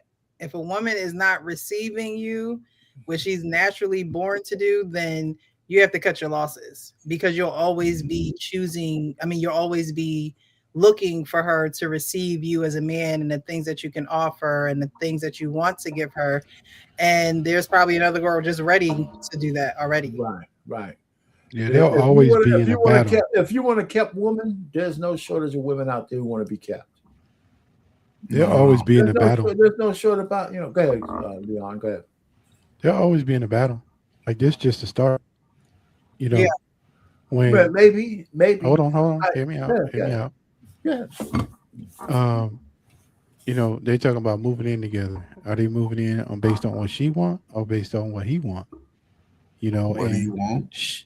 And she talking about getting a raise or salary increase. Is she gonna be the leader in that aspect? Is like, well, since I got a raise, we'll get the house I want, not the house that you want. There's always going to be a battle. The house is just, the salary is just the one thing. Like what just look down the line, like how many arguments they'll actually get into over little things and big things. Like what is it going to be next? Is it going to be a car that she wants and, he's going to tell her no and she's going to go do it anyway? Like, you don't really need to be with somebody like that. Like So we're saying, thankfully, he's not married to her. He can walk away, and with nothing happens. Man, that's your fault, Precious. Because whatever I read, I misread the whole thing. I misread the whole thing because I can't imagine that I'm gonna walk away from a woman who has ambition just because I want to be in full control of her. That's just crazy to me. It really is. I don't know what you guys are talking about. She sounds like, even if we don't get together right away, all the stuff that she says is negotiation point. Hey, listen, you're going to go get this stressful job. We can't take this to the next level because I want to know how that plays out. That's fair. That's fair. Mm-hmm. And she says, listen, I don't want to lose you. Okay, fine. You ain't losing me. I'm just saying we can't go to the next level because you're taking this job. And at some point, we're going to have to understand that, that we're going to build this family together. And you're the one who's going to lose time on the job, not me. Yeah. And if you're not willing to do that, then maybe we can go past go. Right? But or you could do like a trial run, like we're not gonna move in together. What's a trial run mean? What do you mean by trial run? Moving, but you can't move in by trial. No, you cut me off and you're not letting me finish. No, I'm asking. I'm trying to tell you. I'm sorry. Go ahead. It could still be together, and he could see how she handles those stress levels. Like, is she gonna be a pain in the ass? Like, just move on. Like, it's no. And if she doesn't want to receive that position because she wants to pursue her career, then what it is. There's plenty of other women out here that's, like Ferg said, there's plenty of other women out here that's ready to accept what he is offering. She's just not the one. Yeah. Well, that's a possibility. Or she's just a one and it's just not time yet. Because I still don't buy the thing that the only way that makes a woman willing, good enough to be with is because she wants to be completely dependent on you. I think that's crazy. I really do. I don't agree with that. I maybe because I have two daughters, I want them to be able to be self-sufficient in the world they have to live in, and still find husbands to cover them. So if if one of my daughters came home with a guy and says, "Yeah, I wanted to quit a job and I just want to live off of my salary so I can take care of her," I'm not going to be down with that. I'm not. I might not have any say because she got to make her own decision. I want her to be able to navigate the world, whether she has this dude or not. And that's the way the new world is. Why am I 100 fucking years old saying that? Women are saying that already. Back in my day, that might not be true, but my wife had a pretty good job back in 1987. So I'm just saying it's not intimidating to have a woman with ambition if she's willing to be under your umbrella. That's the key. Coach Ferg, if you had a daughter, would you be okay with her just moving in with the guy who said he would cover? No. So why you kicking my ass? Hold up. I don't believe in shacking up, so I wouldn't want my son to move in. That's what she asking. If I had a daughter, no, don't move in with a guy. I would say no. Don't move in anyway, because I would have that conversation. I would let them know you're not moving in together unless y'all get married. Y'all can sleep over, but ain't nobody. Is that what you're asking though? Is she's talking about moving with a guy if she can't take care of herself? He's taking care of everything. But if I got an adult daughter, I hope her ass gonna be working anyway. Why are we arguing over this? I'm just saying. But what I'm saying is, I'm talking about she's working, but she's already expressed. No. It's not about the ambition. Maybe this job is not right for her. I'm not. She can go. On who? Based on him. Based on what she's saying, it'll already stress me out. You know ahead of time that something is a red flag, and you intentionally go into that red flag after getting the advice, like, you know what, just sit back, not right now, and you do it. Who you think she gonna complain to? You ain't listening to me. I told your ass don't do that shit. But now this is my fault. No, you had already expressed it. Is all I'm saying. I'm not saying that work. Matter of fact, baby, won't you go ahead and apply for this other little job? You can work. It's less stress on you. You can make good money. Let's do that. But bring all that money home. Don't be getting that shit so you can all of a sudden find fake Lucci and Ducci. Put that shit over in our little savings. Yeah, less stressful. And we can get out of this. We can get out of this apartment when our lease is up, and we can go do some things. That's all I'm saying. No. Okay, we're in violent. Yeah, I don't believe in shacking up. Nobody. Don't. No, forget about shacking up. But the point really is, I hear you when she talked about stress. I didn't take it the same way you guys. But that's what she said. Yeah, because she said stress. But the job that already stressed you out. You guys are talking about. You use her word stress as if she's going to be on a damn goddamn defibrillator. You know what I'm saying? I mean, you know what I'm saying? I don't know. I mean, every promotion you get is going to be a little bit more expected of you to get the extra money. Have any of y'all ever had a black supervisor? So what? A black supervisor. What about the black supervisor? Have you ever had one? Once. If it's a woman, if it's a woman, a couple times. If it's a man, was the black a couple times. Okay. Let's say a woman specifically. No, I have had women. I have before. You have, Arpain? You have? Yeah. I've had women supervising. They tend to take on the stress of the job, and it shows. It shows in a lot of who they are when they start taking on the stress of the job. Yeah. And that's the problem. And Arpain, our year of woman and man is different. These people today are not easily emotionally strong about that. They will express that shit on the job that they don't like your ass. That's what's showing it, and that's what affect the house because these people. Yeah, but they don't have a house though. But that's what I'm saying. Even in their apartment, he wants to move in together. Well, she doesn't want to be a cat. If the conditions for them moving in, so move on. If the conditions for them to move in is for her not to get into a better job position, then they shouldn't get together. That's not. I don't think that's a fair condition. But she has a job, though. No. You're adding that it's not good enough for her. Right. You know, she's got an opportunity. You're not offering me. Listen, if you would have said, let's get married, let's get engaged, and this is what we're going to do, If you're just talking about we're gonna shack up, you're asking me to commit to you, forego a promotion just because you want to dick around at a higher level. Yeah, but that's not a good deal. But that's no, where he's not. that's, If he would have that's said, where if he would have got down on one knee and offered her an engagement ring for marriage, then he got a chance to make that kind of demand.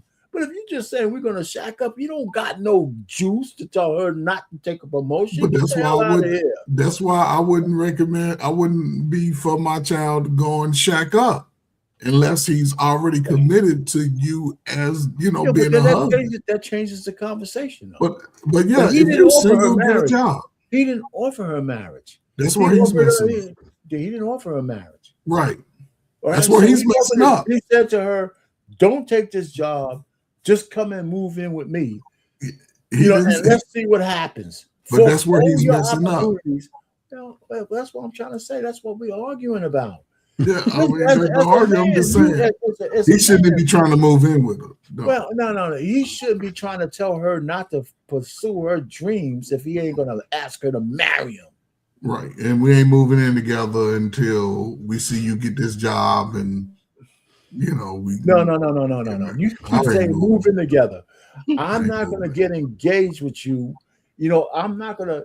She's saying to him, "You can't ask me to move in with you and forgo my future jobs if you ain't asking me something permanent." Right. You're not really what she said. No, that's why. Listen, he didn't ask her to marry him. Right. That's why they shouldn't be moving in together. Well, no, but that's why she should be taking the job. Yeah, I mean, you take the job. She should take the job, and he should go find somebody else. No, we can live in our own separate places, and we're gonna see how it work out. Yeah, well, that's fine. Listen, you guys completely overlooked the fact that if she gets stressed out, she could come to me and I could. You won't be that smooth into modern world. Men are problem solvers. Access denied. You want to be a problem solver, then a problem arises, and you're like, "Yeah, I'm not dealing with that problem." That was a good one. So yeah, Coach First, we had odds on that one. So that's all right. So we're gonna get into the topic of the evening. This is how men value women sexually. This is a pretty long video, so I'm not sure if we'll finish it, but it's a interaction back and forth with a man and a woman. I'm not quite sure who either one of them are, but they're having this back and forth, and we're going to take a listen and kind of critique as we go. It lowers the value of women when you only can put them in a sexual category. Can I finish? How does it? Let me make sure I'm all the way at the beginning. So Zia, what's wrong with a guy just wanting women for sex and relationships and no friendship? What's wrong with that? So I hope you heard him. What's wrong with a man just wanting a woman for sex and companionship, but no friendship? He wants to know what's wrong with that. Because what happens is it lowers the value of women when you only can put them in a sexual category. Can I finish? How does it? Can I? If you would let me talk, you would find out. Oh my God, this is sad. I mean, that would be a nice start. Go ahead, because I want to hear this. When you only can see women as smecks, or you put them in a sexual category, what you're actually doing is you're dissolving the purpose of women in general. You're actually minimizing the impact that a woman can have because you only can put her in a sexual category.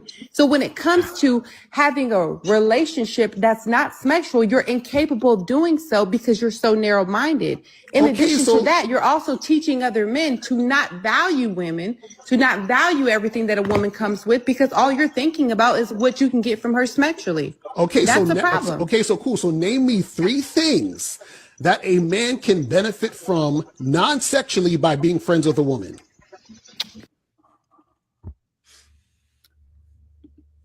Crickets. So, Arpe, you're married. What are 3 things that your wife offers you non-sexually? Are you on mute? Yeah, we're jumping the gun though. Because listen, it's not that wasn't for the man to answer. That was for the woman to answer.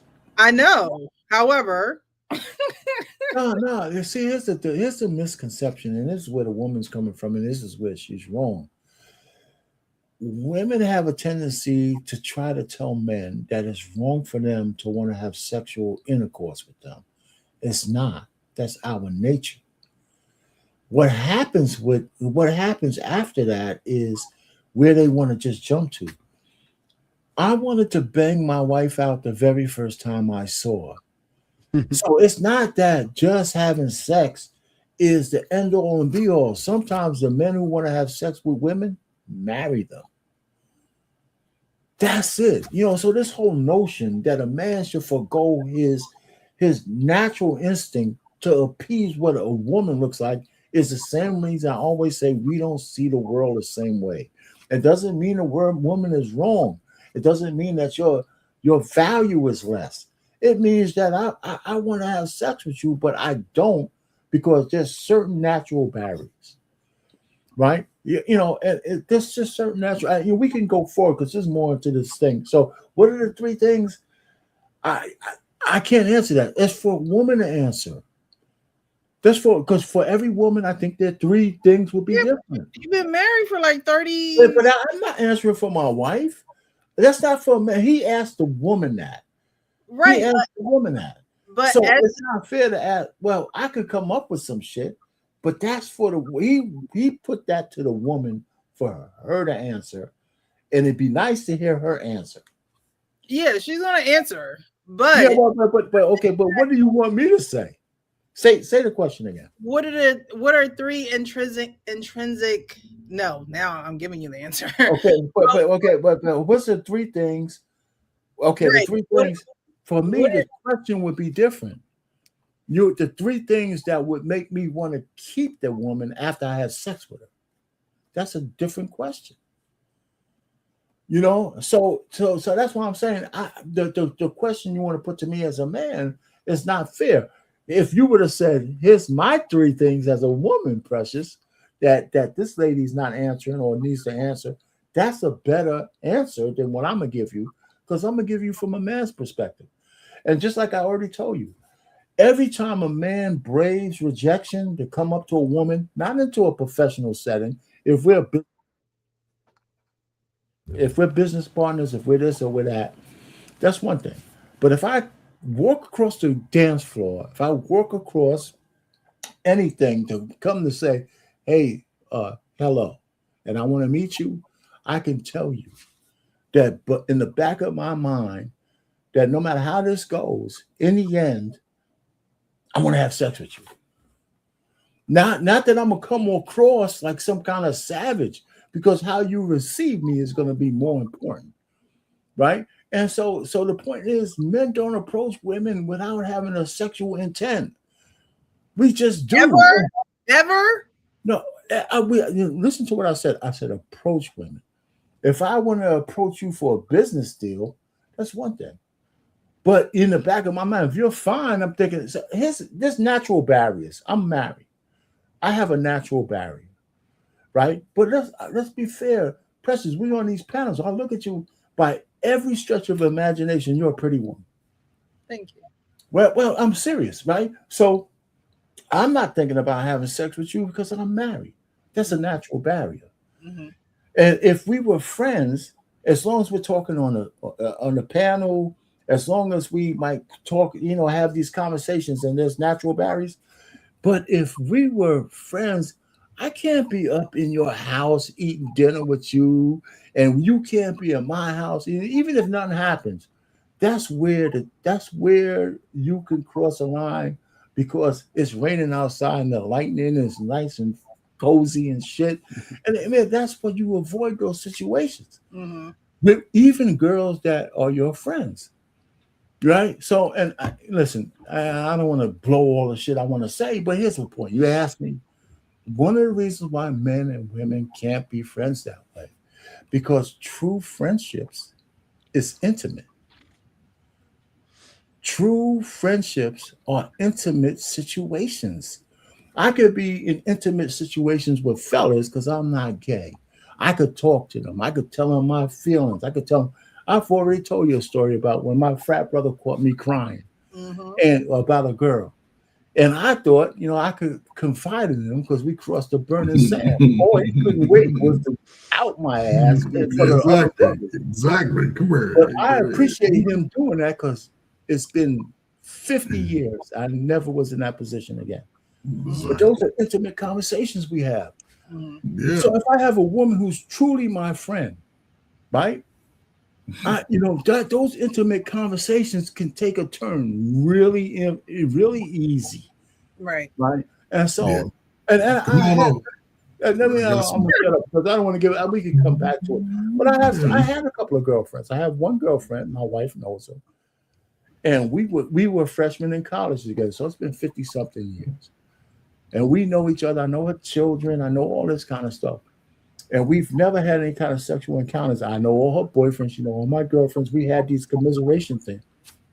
But we only talk maybe 4 times a year. She's in Atlanta, I'm here. I had another girlfriend like that, right? Who was real close to me. And we never got there. But here's the intimate settings. She asked me one day to take her to a porno movie. She never did go to a porno movie. She asked me when we were coming out of college to take her to a porno movie. So I was the first. She says, "I never saw a porno movie. Can you take?" I'm sorry. Maybe I grew up sheltered. Maybe. Yeah, well, no, she asked me. So how do you go see a porno movie if you're not? She wanted to see there's places you can go. I never. But here's the thing. We never really crossed the line. I got so many stories with this woman. I really liked her, but we lost track over the years.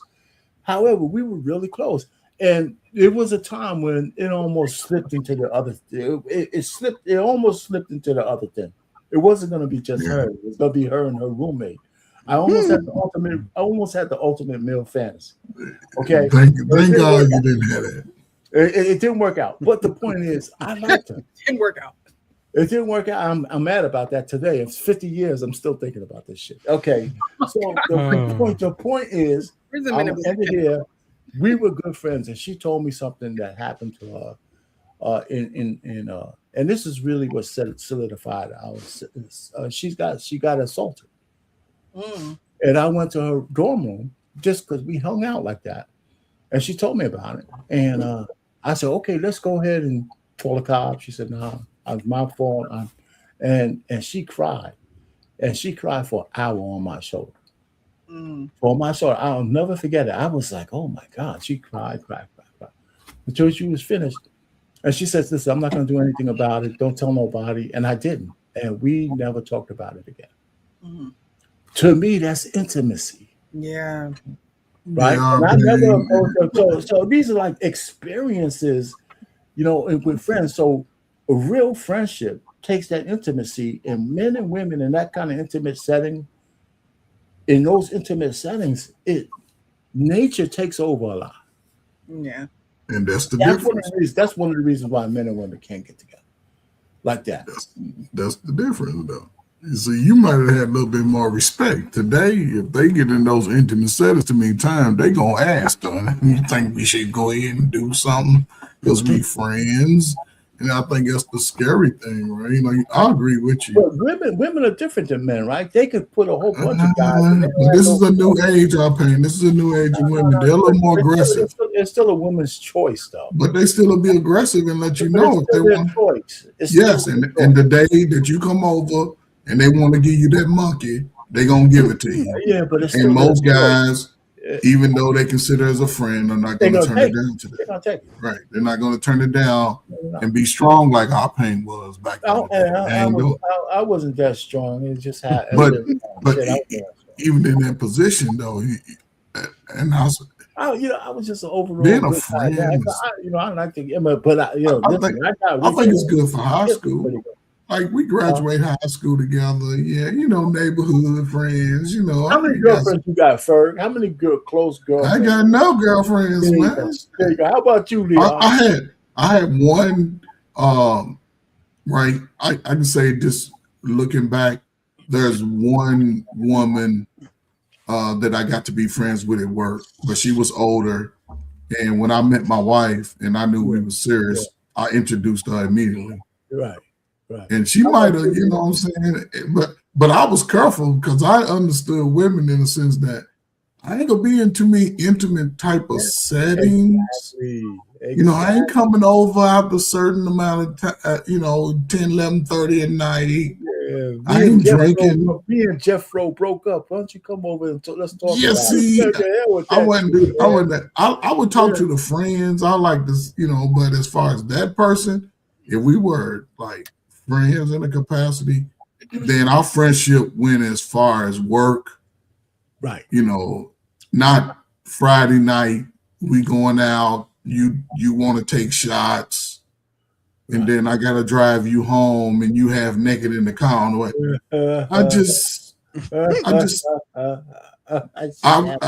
I wanted to be in those situations based off my own conditions with a woman. I didn't want to be in a friend zone and then we knock it down and then you ain't even treat me like your friend no more. Who is that? Who are you talking to? You done got out of your position because you done fell in love with the hammer. And I ain't want that. I didn't want that. I didn't want those. I didn't want those problems. You know what, Ferg? There's not too many men who start calling that Johnson a hammer, okay? Well, you over here talking about the hammer. You know what I'm saying? You got it's a catch-22. But that's what.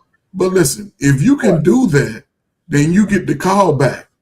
If you can't do that, now you the dude that's gonna be bringing pizza over for everybody. You bringing the wine, you filling up the gas tank, you doing all that stuff that you gonna cry about. But the hammer get to knock it down for free. That's right. Hey, thanks for buttering it up for me. All right, let me go ahead and end it. Let me go ahead and take it out of this. That's pretty much what I was saying. So when you ask men, what do women have to offer other than box? They draw a blank. Yes. Yeah. But some women have something to offer. But they have something to offer, but you know what, Precious, you're being slick. Okay, right. Because the next thing is the woman's going to actually try to answer my man's question. But okay, sure. I would say counsel / advice, companion. You have Tourette's. Companionship, and I would just say community. Okay, so couldn't a guy have companionship with a woman he's in a relationship with? Well, he could also have companionship with a rock if you like.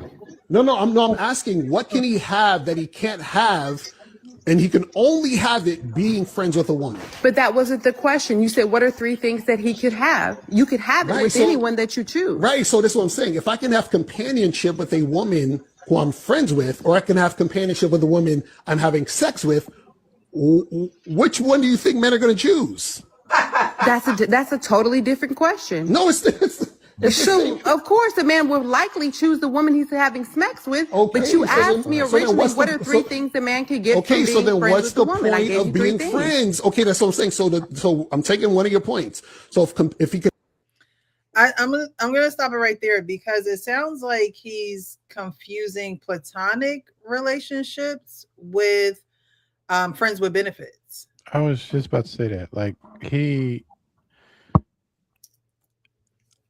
now this may be an unpopular opinion. I have a few girl friends that I'm friends with. Like legit. I still am. I'm in a travel group on Facebook, and we met, and like we just not on anything sexual. Like we just hit it off. Like we would meet up, and go to different destinations. We had our own separate rooms, and so she became a really good friend, especially when my mom passed. Like she was a person that I could actually talk to, about my feelings. And I talked about this last night on the show about me going through dealing with the things with the passing of my mom. I'm kind of person like I think you can be friends with people. I agree with you guys. Like in those types of settings, I don't think you should be around those. Like, but if you're just talking to somebody on the phone or you guys are texting, and I don't think anything's wrong with that. But like, if you're taking it to another level where you are thinking about having sex, I'm just not one of those people. Like, I don't. Every woman that I come across, I don't think about having sex with her. Like, that's just not. There's one in the hallelujah. Like, I just don't think like, because for example, I think that people that understand you and where you're coming from or your baseline, like they will respect it. Like they won't try to cross it, and I don't try to cross it. So like, if I know I'm going to be in a situation where I might be vulnerable to wanting to have sex, I don't put myself in those positions. And so, I don't, I just don't go, I listen to these guys on these panels talking about, oh, you can't be friends with women because, all guys want to have sex with women. All of us aren't like that. Like, and the way that he phrased the question to her, I do think he was confusing the two, right? Because if you're, to me, in my mindset, if you're friends with somebody, that means you're not trying to have sex with them. But if you're trying to have sex with someone, you're not trying to be friends with them, because friends, that's a different zone, right? And so I can talk to somebody and text them and, be platonic friends with them. But if I'm trying to get with somebody, like, I'm just going to have a different energy, right? And so I think he might have been confusing the two just based on the way he was wording the question. You're talking about the companionship part? Yeah. What's the definition of companionship? Because listen, I'm saying I don't disagree with anything you just said, and anybody can. First of all, my basic premise is that I reject any notion that a man who wants to have sex with a woman is somehow a bad thing. I reject that wholeheartedly. It's part of our nature. It's how you carry yourself that makes a difference. What's your character? Mm-hmm. There's natural boundaries that's already set up. And then, like you said yourself, you don't put yourself in a position where that line could be crossed. Right? So when for me, as a married man so long, I understand where those boundaries are. I can talk to a woman, I can make a business deal, we could be texting, we can have all kinds of laughs, we commiserate and all that. Mm-hmm. But don't be asking me to come over and hanging out in you with a dinner, and it's just me and you. Even though we might not have sex that night, but you're sitting down, you got beautiful legs and pretty feet and shit like that, and you're sitting down all relaxed in your home, and you're gonna ask me that I won't get a thought that, man, I wouldn't put myself through that kind of pain, right? Not at all. And and she's gonna talk some more about that. It's about triggers, right? You gotta make sure, as part of your control, is that you don't put yourself in the trigger point. That doesn't mean a woman can't be an acquaintance and your friend, but a real friends, I believe that's intimacy. That's a single. And to tell a single man who's virile and a single woman who's virile, even if she's married, you're both in the sex age. If you're old and 90 like I am, that's one thing. But if we both 25 and 30 and 35, I'm looking at you, your tits still hang up with the bra or not, and I'm more like, come on, I'm not gonna put myself through that. But most men will, though. No. I'm just saying, but we ain't friends no more. Right. Women will put men like that in the friend zone because women extract energy from men. They do. And for them, it ain't sex. We ain't talking about the woman's part of it. They could sit down here and extract all the energy from you and not even think about giving you any bird, okay? But you are not saying, you're just waiting for the rain to come down the right way, sideways, for her to say, you know what? It's time, Jeffro. And you right there. You right there. I mean, you know, come on. I mean, this is just natural inclination. It's always a woman's choice when it comes to sex. Bro, Leon, it's Friday, 8:30. You get a call. Your friend, come over tonight.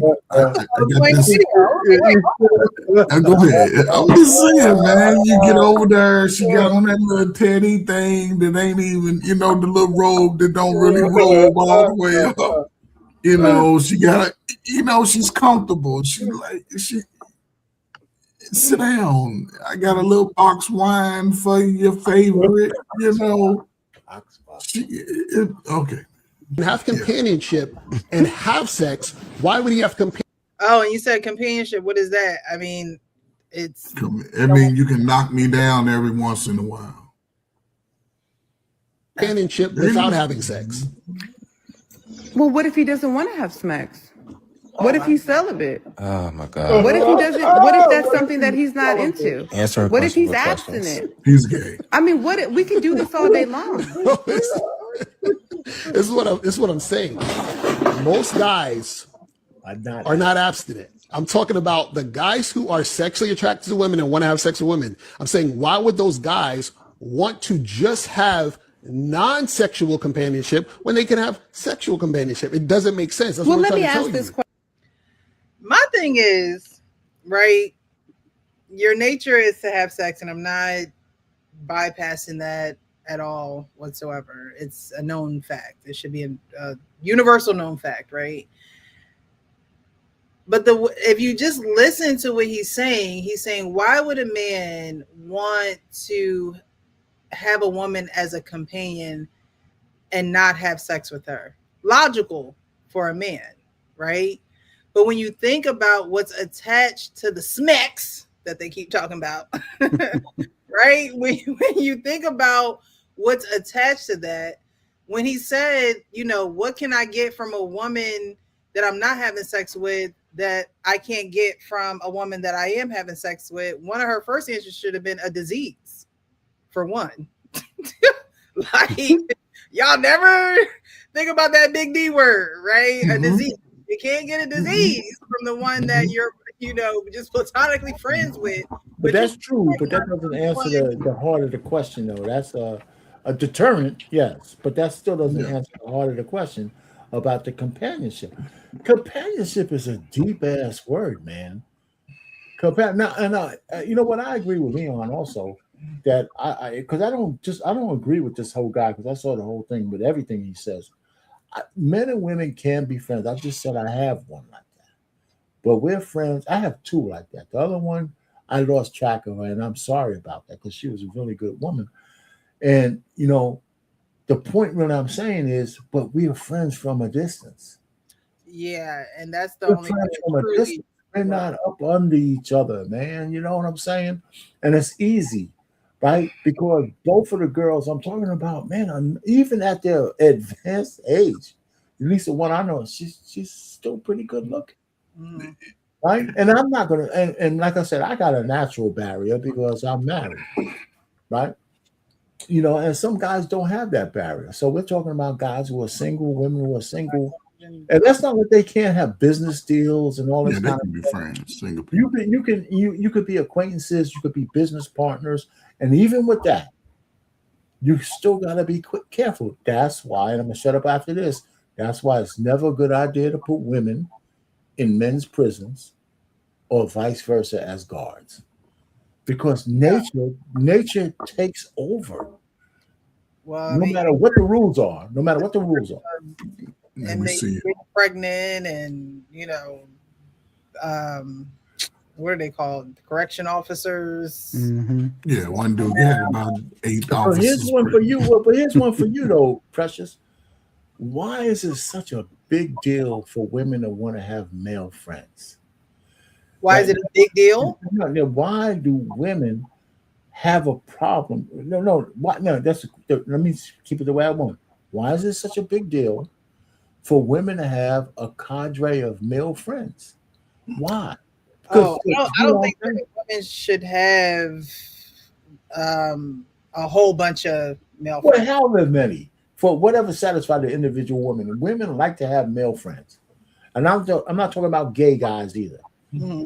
And I already have my own answer, but I'm asking you, why is it that, because you got these random male orbiters that, and the prettier you are, there's all kinds of guys who want to sign up for being a random male orbiter. Okay. Just in case that, as just spinning the bottle or playing musical chairs and shit, that it might just hit on a chair that they can get lucky. And women don't like to hear that because, like this woman says, it feels like they're being belittled. But I don't believe it's true. Men play the long game. Right. And women have to use that discernment, right? You have to know, like I told you guys, I was going into the store and it was like 4 or 5 guys, and they was like, and they said something to me that you hear on social media a lot, like, oh, why don't you smile? Right. And I'm a smiley person. Like, I smile with people. I'm a people's person, but I'm not going to smile at a group of 4 or 5 men and invite myself in that way, because it is just me. It's only y'all. I don't know what your intentions are. Like you said, y'all want to have smecks anyway. So, one of y'all might think y'all going to get lucky when I'm shutting that down from the. They definitely convince me to smile. I'm going in, no sidetrack, right? So women have to be smarter in that aspect as well, knowing that men are playing a long game. I think that some women use that to their advantage, and they manipulate and they have men around, and they try to act naive to that fact. But to tell you the truth, I have one male friend, a true male friend. That's it. That's it. So he's a male friend, but we're not going to ask you to do this. So if you called him up and say, "Hey, listen, big boy," he would say no. He would say no. Mm-hmm. Okay, all right. He would say no. Okay. But yeah, I don't believe in having a lot of male friends, because there's going to be some type of expectation, and sometimes I feel like sometimes I feel like I'm too nice, but then when I shut things down, it's like, oh, you're the mean one, you're the strict one, you're the this and that, and it's like, no, I just don't like you like that, or I don't, I'm not interested in this, you know what I mean? And there are men who will push and push and push, and then there are men that are just like, all right, that's it and that's all. I can't. But can you tell a difference between a guy playing a long game and the guy who wears his attraction to you on his sleeve that's in the friend zone? Because I think that's where some women, I believe, it's willful ignorance, or maybe it's naivete, and there's a lot of that. I would grant you that. But sometimes it's just that a woman just doesn't look at that man like the man looks at the woman. So it's not naive, is that she's truly not even seeing you like that. Yeah, but she keeps him in the orbit. So, okay, let's park it here. Keeping in the orbit, what does that mean? We can't be friends. I know you like me, and it's never going to go there. Is that? Yeah, keeping him in the orbit. If a guy is still in your orbit, he could call you. You could call him, even if there's no, from your point of view, there's no sexual thing at all. You made that clear. But if you still contact him and he still has access to you, it's only a one-way thing. For you, you think that access is closed. For him, he's playing a long game. So every time y'all talk, he thinks there's an opportunity. And even if he doesn't show it, some guys are good at not showing that. Why would a guy think that when a woman says, I'm not interested in sexual? Women say that shit to men all the time. And guys stay in orbit. You know why? Because if that guy has something, not you, let's take you out of it. If that guy has something to offer that you could extract, you're going to extract. I said this before. Women extract energy from men. They extract women in general, whether they agree with it or not, look at men as utilities. They look at, I'm a Swiss Army knife, you're a vice grip, you're this, you're that. And you know what? Lucky you, bastard, you're the maintenance man. And I'm just saying that's how women view men, up to and including your wife. So you're it's just the way shit is. And I think it's natural.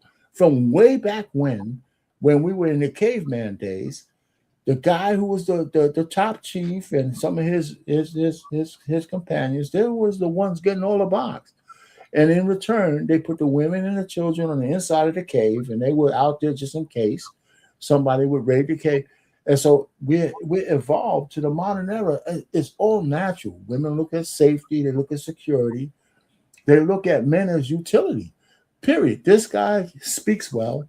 Okay, so what if this guy's not doing anything for her? Like, but he won't be. Then he wouldn't be in your orbit.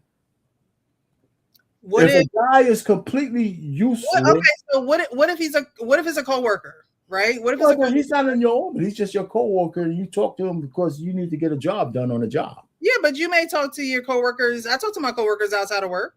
No, listen, but he's not. Yeah, that's true. But I'm talking about somebody you keep in that guy's not in your friend zone. That guy's not. You just know him as a coworker, and you don't talk to him on any kind of regular basis. And most of your conversations are not. There's a difference between what I consider a random male orbiter and a guy you just know, right? And coworkers are like maybe some of the guys you just know, but some people that you might talk to or you might have. He has your phone number. You have his. Orbiter. What is? That's my fancy way of saying men in the friend zone. Yeah, and I call them random male orbiters because the man who's in the orbit of a woman that he desires, she's not giving him anything. And this is why I was got one male friend, because I'm not giving you time and energy because I know. But you know what a man wants. You know, if a man's attracted to you, he's going to express that to you. Now, most niggas at your job ain't going to say, I like you. They ain't not going to do that. They worry about HR. Right. But they'll just play the, you know what I'm saying? We cool, you know what I'm saying? We go out. But a guy that steps to you, then everything is on you where you place him. And if you say I ain't interested right now, he'll stay in orbit. You're calling, not you. You want some Uber Eats. It's close to the middle of the month. You ain't got it. You done blew all your rent money. You need somebody. Those guys are always going to be in proximity. Hey, big head, could you come over here and put together my baby's bed? So he'll do that in hope of maybe one day. Big screen TV. Yeah, one day. I did a live on that where a woman said to a guy, said, listen, he wanted to date her. She's an older woman, not older. She's like in her 40s, 50s, divorced, have kids. And this guy had money. He says, let me ask you a question. I don't want you to get mad, but I have resources. I have this. I would like to take you out. I want to be. She says, listen, I know you. I'm just not into that. But if you come over and rake my lawn and do the landscaping and shit, I might look. That's what I really need from a man. Mm-hmm. Maybe, just maybe, I might move the panties to the side. You know what I'm saying? And so I'm just trying to say that because she looked at him as what she needed. She didn't need a date. She didn't need a play.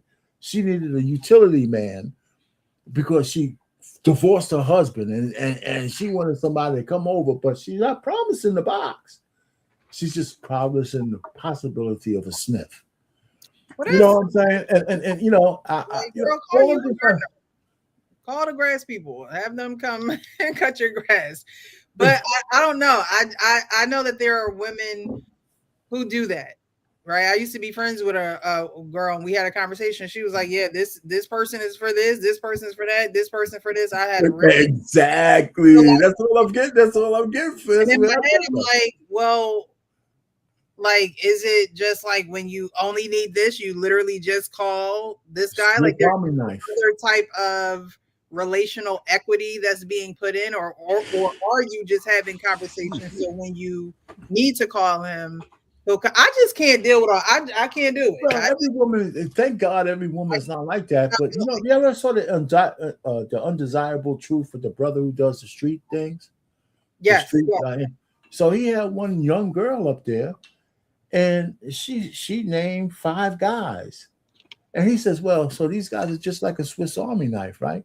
And she said, "You know, kind of, yeah. This guy does this. This guy does that." And this guy who's getting who's banging her out, she says, "Yeah, that guy, I will never go with him." He said, "Why not?" He says, "He's a loser, but he's pretty good in bed." You know, but every other guys are sitting around her, and she just blatantly said, "Oh man, it sounds kind of crazy." Once I said it out loud, but you know, but that I peep that game. Women look at men as utility knives. Period. Yeah, you're right. I don't know. I just it sounds harsh, but I think it's just right. I mean, because as a woman, it's like, okay, if you're gonna come into my life, what you gonna do? But Precious, you were raised under a different cloth. It's a different mindset, right? You were raised to be respectful of those type of things. A lot of these single people raised people, they don't give a damn about a man's utility. They know these things. They learned it. It was a learned behavior. Sometimes you need a man to fix it. Little Derek, he can't do nothing but have sex. They pass this information, but Brother Leon, hey, he can fix a car. He can get your car together. Call him over. And he might have had an interest in you. Hey, Mr. Leon, she'll flirt with you enough for him to give her that $200 discount. Well, I ain't got nothing but 150. Could you? And that's I'll say this and I shut up. I think those days are over. The day of the younger man, they're not moving like us old dudes move. We want to be the Mr. Fixer, Mr. Saver. You know what I'm saying? That's how we beat our chest, not these younger dudes. Because the women that they're dealing with are telling them out the gate, nigga, you ain't shit. If you ain't got that bag, which we know they lying because most of the kids are born through slow ass genes. So you know they lying about all this. But I think men are waking up. It seems like it's bad, but in the long run, I think men are going to be in a better position on how they're able to move with the women that they choose. And the older women are going to keep sending bad messages to these younger women. And these younger women, hopefully they don't listen and be willing to work with a young man on the same level who's showing that he wants to get out here and be a provider for his family and a protector. You know, because by the time people let's just say we start out at 23 and we both are working, like Aunt Payne said, we married, we got kids. Now the kids are older and can be more self-sufficient and independent because we've both given them the same message to be respectful, work hard at what you do. Your job as a kid, go to school, don't let nobody bully your ass. Anybody adult fucking with you, come and get us. We go out and we deal with it because we trust our child. Right. And as the kids get older, listen, let's pull back. Listen, now you ain't got to work that full-time job. Let's go and pull back, get you something. You want to start your own business, do your little 25 hours a week. You know what I'm saying? Pay for your little hair and nail, because I don't pay for that shit. I don't care what nobody. I ain't never paid for no. You get paid for that. Let's take care of the bills, put our money away. When everybody's out of the house, we can turn that room into your little room you want it to be, your little podcast room, whatever, your sewing room, whatever your room is. That can be but let's put in the work. I think people are trying to get to these spaces without putting in the work. And they're just looking at the glamour of it and expecting those things to automatically work out. You know what I'm saying? But here we are. We'll see, man, because y'all, Precious, you in the thick of it, sister. and I ain't gonna let it go to waste. I'm gonna find you a little Tony. You want his name to be Tony or Earl? Look, he might have to be from the country because I'm telling you, he might have to be from the South and can use his hands. Okay, a little Earl there. Get you an Earl. That's all I'm saying. No, yeah, get your Earl. We can find you Earl. Lord. All right. Question: have you ever met a woman that was funny that made you laugh? You have, Yes. right? Yes. When you spoke with that woman, how did you feel when she would be making you laugh? How did you feel? I mean, I was like, I want to fuck. Oh, that's all you kept thinking about? Yeah. Even if she wasn't funny, I would still want to have sex. Yes. Okay, so are you attracted to every woman? No, I'm not attracted to every woman. So what if she was severely unattractive, but she was extremely funny and she was good company? Would you then say, what, you have no value because I can't put my penis in you? No, I just wouldn't, like, if she was like a comedian, I would probably come and see a show of hers, but I wouldn't be friends with her. Why? Not if she was a comedian. She's just a regular woman who's funny. Because when you're friends with women, there's a lot more things that come with being friends with women, meaning that there's a lot more conversations, emotional labor, all those things that I would do with a girlfriend or wife. And the difference is that the friend I'm not having sex with. So if I have a girlfriend or wife and I'm engaging in that emotional labor as a man, I want to be having sex with the woman I'm engaging emotional labor with. I do not want to have emotional labor with a woman I'm not having sex with. That's what I'm trying to. But isn't that the relational equity that you put in a friendship? I think you're on mute. You're on mute, Coach. He's saying I want to have a friend. I don't want to carry the emotional labor unless I'm having sex with you. But that's the problem, though. Look how the wording. People use words that they don't realize carry weight. What? Emotional labor? Having a friend? No.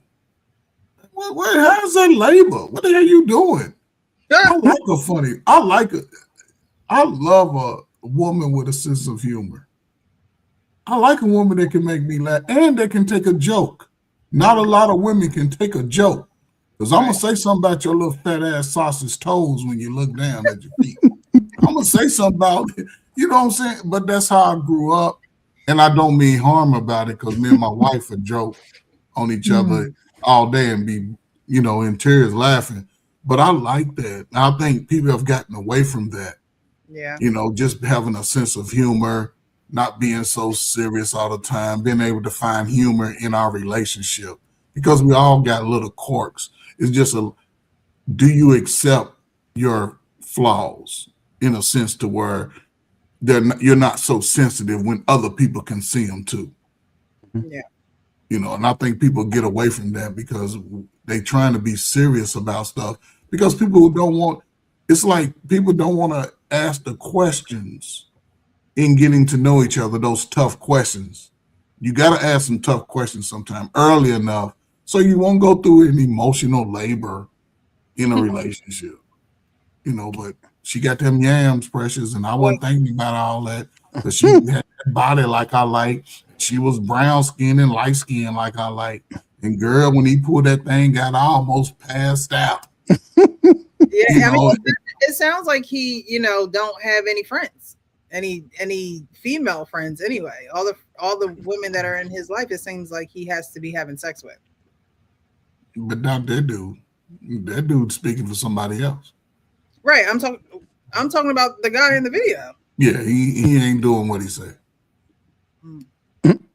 So if I'm with a woman, for example, if me and you were friends and we were just out hanging out at a club or something like that or somewhere and something popped off, I'm going to have to protect you because I'm the man. So now I'm protecting you, right? I'm doing the duty of a man, protecting you, and we're just friends. So what? Y'all get y'all friend out of here. Get him out of here because now you're the one that found the video. now he's saying that, and this happens a lot. Something happened. mind you, y'all supposed to be friends. You're not even a stranger to this man, right? Because a lot of times it's stranger interactions that something is happening to a woman, specifically a black woman. It's a lot of women that be on some bull in public. Like, yeah, but we're talking about somebody that is supposed to be his friend, right? You know your friends, you know who the loud one is, you know who pops off at the mouth, like, you know. Let's just say that's just not her ordeal. Let's just say a man bumped into her, spilled a drink on her dress because y'all just out chilling at a bar or something. He's saying, now I gotta step in as the man. Yeah, and I shouldn't have to do that. But he's wrong. He's wrong. He's wrong. Yeah, like I don't. This is where I disagree with him. You know, I mean, we're not. Let's just say I know you, right? If I was with you, even though we don't have any, we were out, right? Communal lunch. Somebody messing with you, I don't have to have sex with you to know I'm not going to sit there and let anything happen. And allow it. Yeah, no. You know, I despise Karen Bass, the mayor of but when that guy approached her at the airport, I don't know if anybody saw this video. He was accosting her at the airport. She's like this big. And even though I don't like what she stands for, I don't see as a man I could have stood there, even though I hate her policies, to let some white dude or any dude do what he did to her. Right?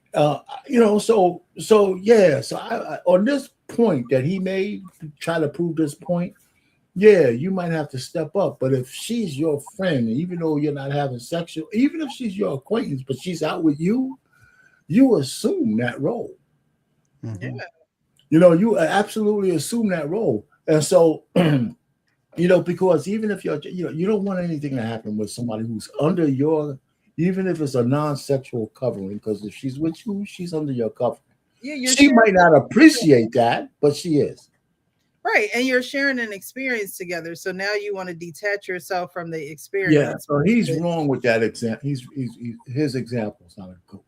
It's not. It's a bad. I just wanted to make sure. We're not even having sex, so I'm putting my life in danger for a woman I'm not even having sex with. Do you understand what I'm saying? Okay, what if you don't? But see, this is the thing. What it sounds like to me is this just sounds like a lack of sexual control. In my opinion, I don't think it's lack of sexual control. I just think that he doesn't want, again, to put in that emotional equity with someone that he's not being physically intimate with. Yeah, he doesn't want to protect her because they're not together, basically. Right. Yet let him have a daughter and she's walking down the street, you know, with somebody that she's going to school with, and somebody else comes up and beats the crap out of her. He's going to ask the guy who was there, why didn't you do anything? Like, you're supposed to be her friend, right? That logic is just crazy. So I don't think that he has a lack of sexual control, and he could, but look, you can have sex with whoever you want to do, right? If that's what you want to do with your life, and you want to, you know, have sex and be all willy-nilly with it, protect yourself, I wouldn't advise it. But hey, whatever. But I wouldn't say the reason that he's giving is because he sexually has no discipline. I would just say that he just doesn't look at women past being people that he wants to be intimate with. He doesn't want to care for you in a certain type of way unless he's being intimate with you. Right. Mm-hmm. I'm telling you the honest truth. I'm telling you exactly what it sounds like. It sounds like you have a hard time having platonic relationships because you're hypersexual. No, I'm gonna tell you what sexual control. Sexual control is. I let a woman know I'm interested in her sexually. She says she's not interested. I walk away. That's sexual control. But because you're avoiding it shows you're out of control. For instance, avoiding what? She told me no. She told me no, right? Yeah, I don't know where she going with this, because he said it. Like, if a woman says that she's not interested, I'm going to walk away. That's actually discipline, because there are some men who will you know, be like, oh, she don't really mean that. Let me continue to try. You know, that's sexual lack of sexual discipline. How am I? For She told me no. instance, What am I if supposed someone to do? says, I cannot go to bars, well, why not? Well, if I go to a bar, I fear that I may become way too inebriated. That is not you being in control. That's you being out of control, and you're avoiding your triggers. Somebody who has control can go to a bar and drink moderately, but a lot of men do not have that level of control. But this is the thing. Just stop for a second. She is so intent on being right. Yeah. She sounds foolish. The control is to be able to avoid your triggers. Yeah, like Leon said, he's not going to put himself in a situation where if he's feeling a certain type of way, like you're just not going to put yourself in that situation. Absolutely. So that's the ultimate control. But she wants to be right so bad. But I kind of get her point. It's not a lack of control. She's just mad that she ran into a man who doesn't see any value in women unless he has sex with them. Now, I'm not an advocate for that, right? Because but I understand that there's men out there who don't want to be bothered with women because they don't want to give a woman anything unless they're getting something in return. And the only thing they think that a woman can give them back in return is sex. Mm-hmm.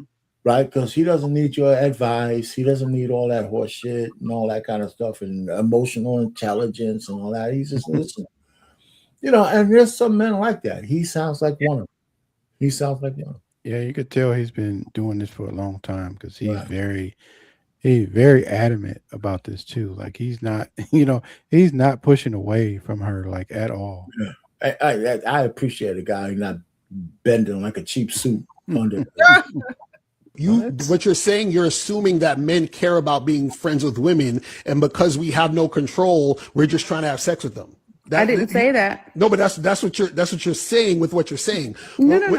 If this is what I'm saying. So as a man, as me being me, and I'm a man, what do I need to control sexually?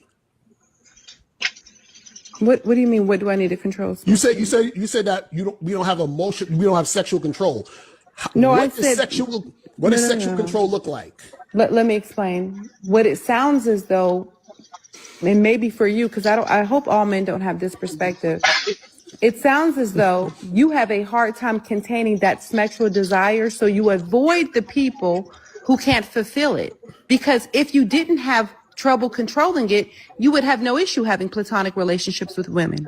But that's what I'm saying. I don't want to have platonic relationships with women because I value women sexually. It's just like, for example, that's the problem. So he doesn't want to have platonic relationships with women because he values them sexually, meaning if you ain't giving up the cheeks, you have no value. Well, if you ain't giving up the cheeks, he doesn't want to spend his resources on you, whether it's emotional resources, whether it's time, whether it's any of that stuff. And you can make a character judgment against this guy, but that's just like women have standards. That's his standard. That's the creed he lives by. Just like some women who don't want to talk to a man unless he's making 6 figures, got an 8-inch Johnson, and all that other kind of stuff. Women say this shit all the time. They're saying if you want to be around me, we got to be banging out, or else I don't want to be around you because it's a waste of my time. Mm-hmm. And so it's the other side of that. It's the other side of that coin. I wonder if it's just like, so eventually will you have sex with me? Like that's the only way this is gonna work. Like how do those conversations go? Like how? Well, apparently there might be enough women who might, if they find them attractive, that might go for it. Yeah. There's women who go for these kind of things. Mm-hmm. Yeah. He's speaking from a confident type of guy, but there's a why before he got to this point. I can look at him and tell he wasn't always in this mindset. No, of course as a younger guy. It's a new mindset. He might have had his heart broken a few times, or he might have played the simp role to a woman before. And then he got to a point like, man, I'm tired of being a simp. If I can't have no cheeks, I don't even want to be around. People are getting to that point. Exactly. So now what you said was that's devaluing the woman. Yes. What do you think? Okay, Hashim? if I order food right now and the Uber driver comes and the DoorDash person comes and bring me my food, do I need to be friends with them, or am I devaluing them because their use is to bring me food? Are they not No valuable correlation. now? No, what I'm saying is that is the correlation. They value you. That's why you call them to deliver the food. The correlation Absolutely, is that people have positions in your life. So if the woman I'm talking to, their position is to be in the relationship with me and have sex with me, that is their position. Their position is not to be friends with me or me to be friends. So when I order food, that person bringing me my food, their position is to bring me my food. That does not devalue the DoorDash person. Of course That's it their does. job. No, how does that? How? So I'm supposed to be Of course friends it with. does. Because essentially what you're saying is unless you can service me, you are of no use. Yes. Yes. Ding, ding, ding. Exactly. So what is that? So Hashim, I'm glad we're finally on the same page. So essentially what you're saying is if you can't grant me sexual satisfaction, you're useless. That is the biggest form of devaluing someone because for you, their only value is what's between their legs. Yes, that is and a so, slap in the face to women as a whole. And you're saying that if this guy can't be friends with me, he's of no use, right? No. See, What's the difference? What's the difference? Hashim, you're confusing. You're confusing what I'm saying with what you think I'm saying. What's the difference? The problem is you are having a hard time understanding that everybody is not here to service your penis. No, This is something. I'm not. Yes, No, I'm not. No, that's I'm not. absolutely what The the problem DoorDash is. person is not coming to service my penis. But that DoorDash is- person has more value than just bringing you food, no? to me, that's the But value you're they have paying me. for that. That's a paid service. That's why there's no It doesn't correlation. matter. You don't pay That's your the- friends. It doesn't You don't matter. pay your girlfriend. It doesn't matter. It does not correlate with You're the not subject. understanding. You're not understanding. We're talking about a position. The position of the DoorDash person is they bring me my food. The position of women, when I deal with women, is we're in a sexual situation. There's no friendship in that. Just like how if you But you're go to work, paying for a service. You don't pay your friends to be your friends, so it does not go with the subject. It doesn't matter. It doesn't matter. Okay, let me ask you this question: Are you friends with your boss? I have been, yes. Oh my Jesus Christ! You have never. Now, that's one thing I'll never be friends with my boss. Never been friends with your boss? No, request what me I'm on saying is LinkedIn. no because I said, don't Right. even request me on LinkedIn. Access We were denied. going out with the coworkers. They was like, "You want to invite No, what? Why would you do that? Negative. Not that inclusive." all I do is when I was working, right? My boss tells me what to do. I do the thing. I get paid. That's our relationship.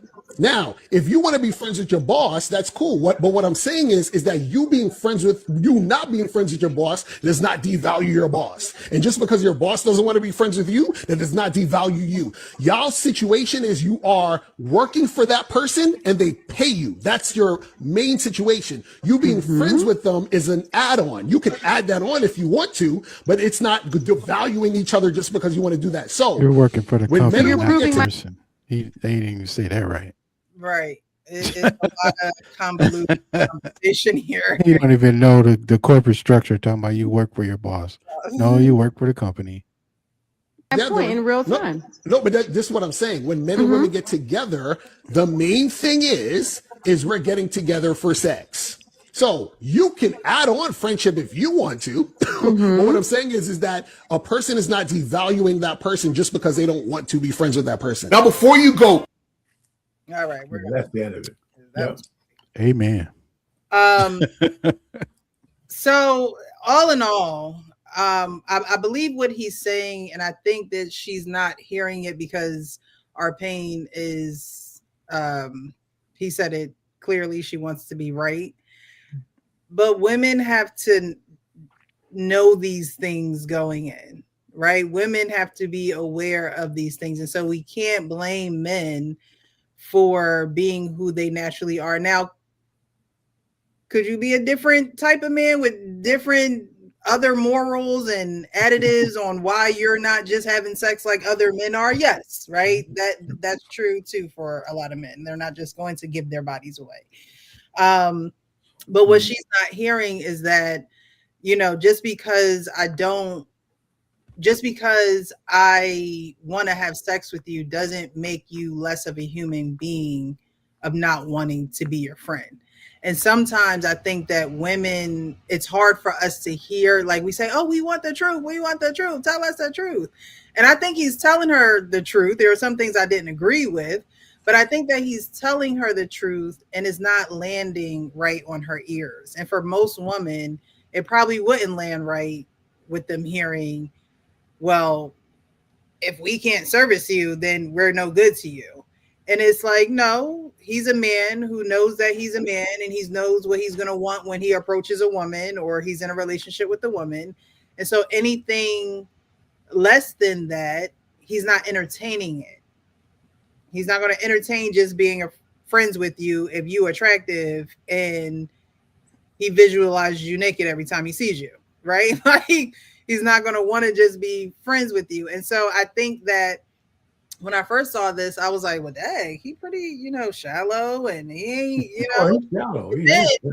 Yeah, he is shallow, but at the end of the day, he is the ground level. I feel like not the ground level, but when you build a house, before it's all done, you have just the structure, right? You have just the plywood or whatever. It takes more nails, it takes siding, it takes the roof, it takes so much more to create that house to be in the home that you see as a finished product. And he's just the basic structure of a man to me. Right? He's just a man. He's going by his natural desire, and he's okay with that in his life. And sometimes women have to be okay with hearing men and what they say and say, well, that's you, but if that's what you want to do, okay. But I think sometimes in these YouTube debates or whatever, it just goes on and on and on and on. He's not in a vacuum, though. He's not in a vacuum, right? Because in these YouTube and TikTok debates, women put maximum value on their box. I don't know why. It's like a bus. No, but they do. Right? But let me just say this, right? They put maximum value, whether they deserve to or not. But that's what all of these damn criteria is for. You have to have this much money. You have to have all of this kind of shit. That's all because if you want this box, because they don't never say what they bring to the table, because they figure they're bringing the sex to the table, and that's the barter. Women barter their sex all the time. Yeah. I mean, all the time. That's up to and including wives. So I'm just saying. So yeah, he's superficial, but he's only living in the sexual environment that women have created. He's saying, listen, I don't have any more emotional energy to provide you if I can't get what I need in return. I don't need your companionship. I don't need to sit down here and hear your bullshit about life. I don't hear none of that. I don't need it. If we ain't having sex, I want to go my own way. Right. And some women ain't going to like that, but that doesn't devalue the woman. Right. It's just to him on how he sees women. Right. And part of that, that's his own problem. That's his own shortcoming. Because most men, absolutely most men, don't see it that way.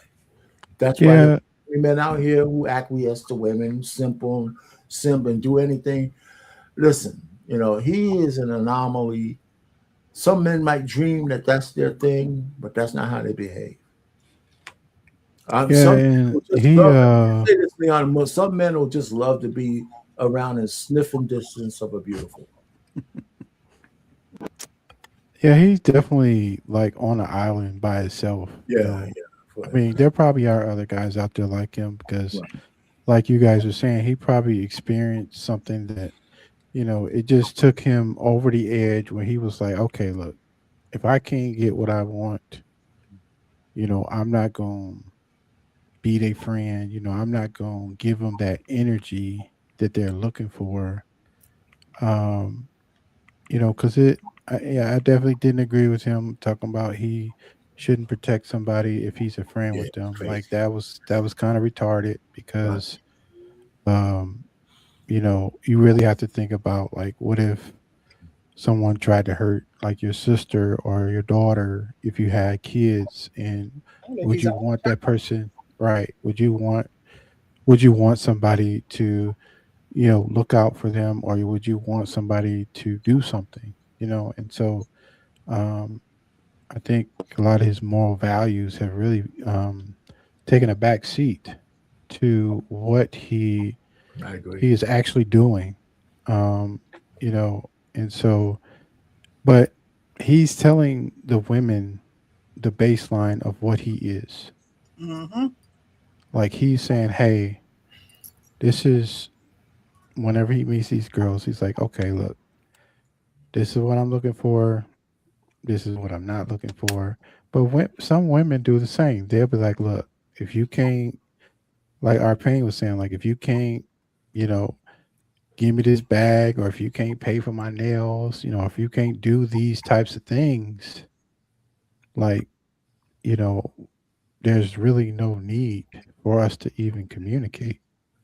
And when they tell you that, if you're the kind of person that's, you're not willing to do that, that's your sign to move on, right? Like, so that's just a baseline that you have, that you're not willing to, you're not willing to meet her. I don't negotiate with terrorists. Like, what are you talking about? And so, I think that, in the long run, I think he will look back and say, man, I really messed up. He's not. No. He's too far going. How would he mess up?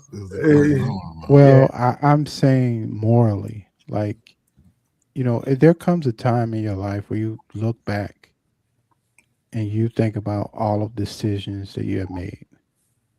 And we all haven't made the best decisions. Nobody's perfect.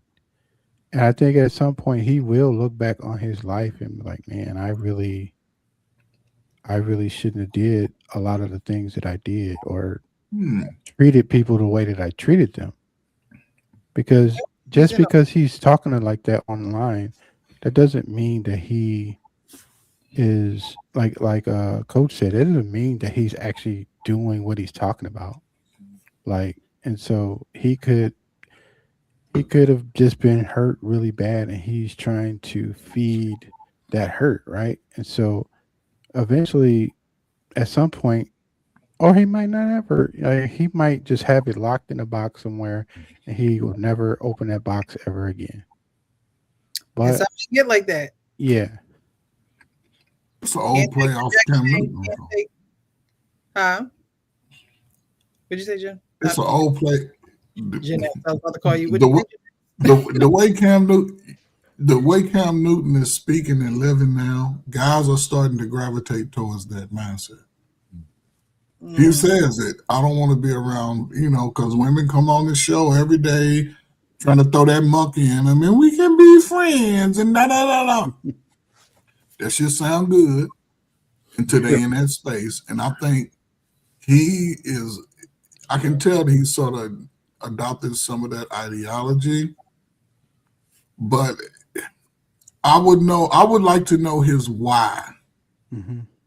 That's because I can tell he wasn't always that guy 18, 19, 17, 18. Some people just got it early. Some people get it as they get older, they get into their career. And most guys typically who think that they're about something will typically save some money. And I can just, maybe I'm wrong, but 9 times out of 10, I've seen this before. Now he's in a position where he's in control. Right. And he don't want no woman around, because he also understands that he's going to be attracted to them light skins that show up around him. All them little light skin, bright skin. Oh, I can tell he going crazy off of them. He ain't going. I guarantee that he would not look at a brown skinned woman and be like, she's attractive. I guarantee it. Listen to this shit. I guarantee it. I'm sorry, y'all. I'm sorry, y'all pain, man. Mo light brown skins, boy, y'all go crazy over there. That's only y'all go crazy because they offer the pass of least resistance. Is that what it is? I used to cherish, man, getting a chocolate chip, man. I had a couple of chocolate chips, man. Like when you was in middle school? in college, man. You know. Is that the one that broke your heart? No. That's a little light skin after, man. light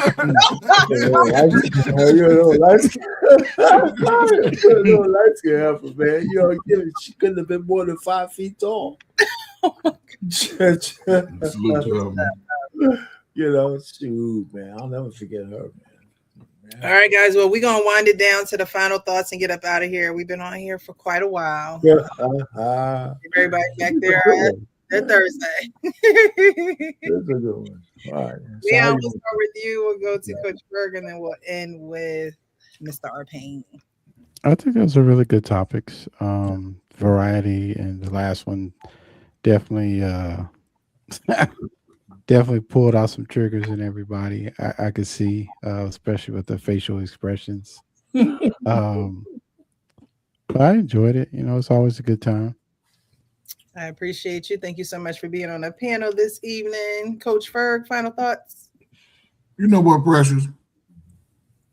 Been around YouTube now 4 years. Mm-hmm. And there's enough information from top to bottom, men's side, women's side, that people should be a little bit better in being able to choose a type of woman they want to be with. We've seen it. We've seen all. Thing about black folk, we got all the behaviors. Ain't nothing to run. We can see the nice, soft-spoken. We can see the loud, belligerent. You see that. So there's no reason for you to say nobody taught you shit. Stop listening to other people. Be willing to be different. Be willing to find something other than your cousins and your sisters and how they act. Don't be afraid of something new. And be willing, if you want to be in that position, just live it. Just be willing to live it and have those tough conversations today. Stop trying to live off other people's points and the way their outcomes were. If you believe in yourself, then you would believe that you're not going to have the same outcome. And everything happens in its time. You don't have to rush it.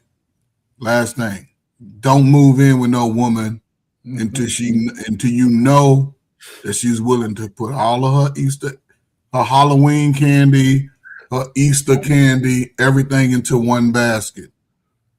If she wants to have her own income and her own place, do that. Don't be trying to put her in a position to where you want to be the breadwinner and take care of her if she's not fighting for that same thing. So salute to y'all, man. Hopefully somebody at some point find that right person. Don't be afraid to look outside of what you're used to. And be willing to just have a conversation, man, because this is where we are today. Thank you, Coach Ferg. I appreciate you.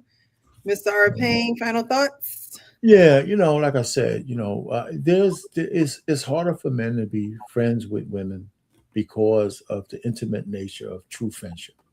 It's as simple as that. We can, you know, dance around that shit and all that kind of stuff.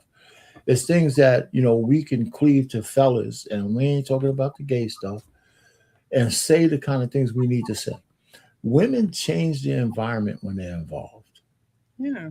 Yeah, period. When a woman comes in, the environment changes. So there's a lot of guys who withhold information and all that kind of stuff.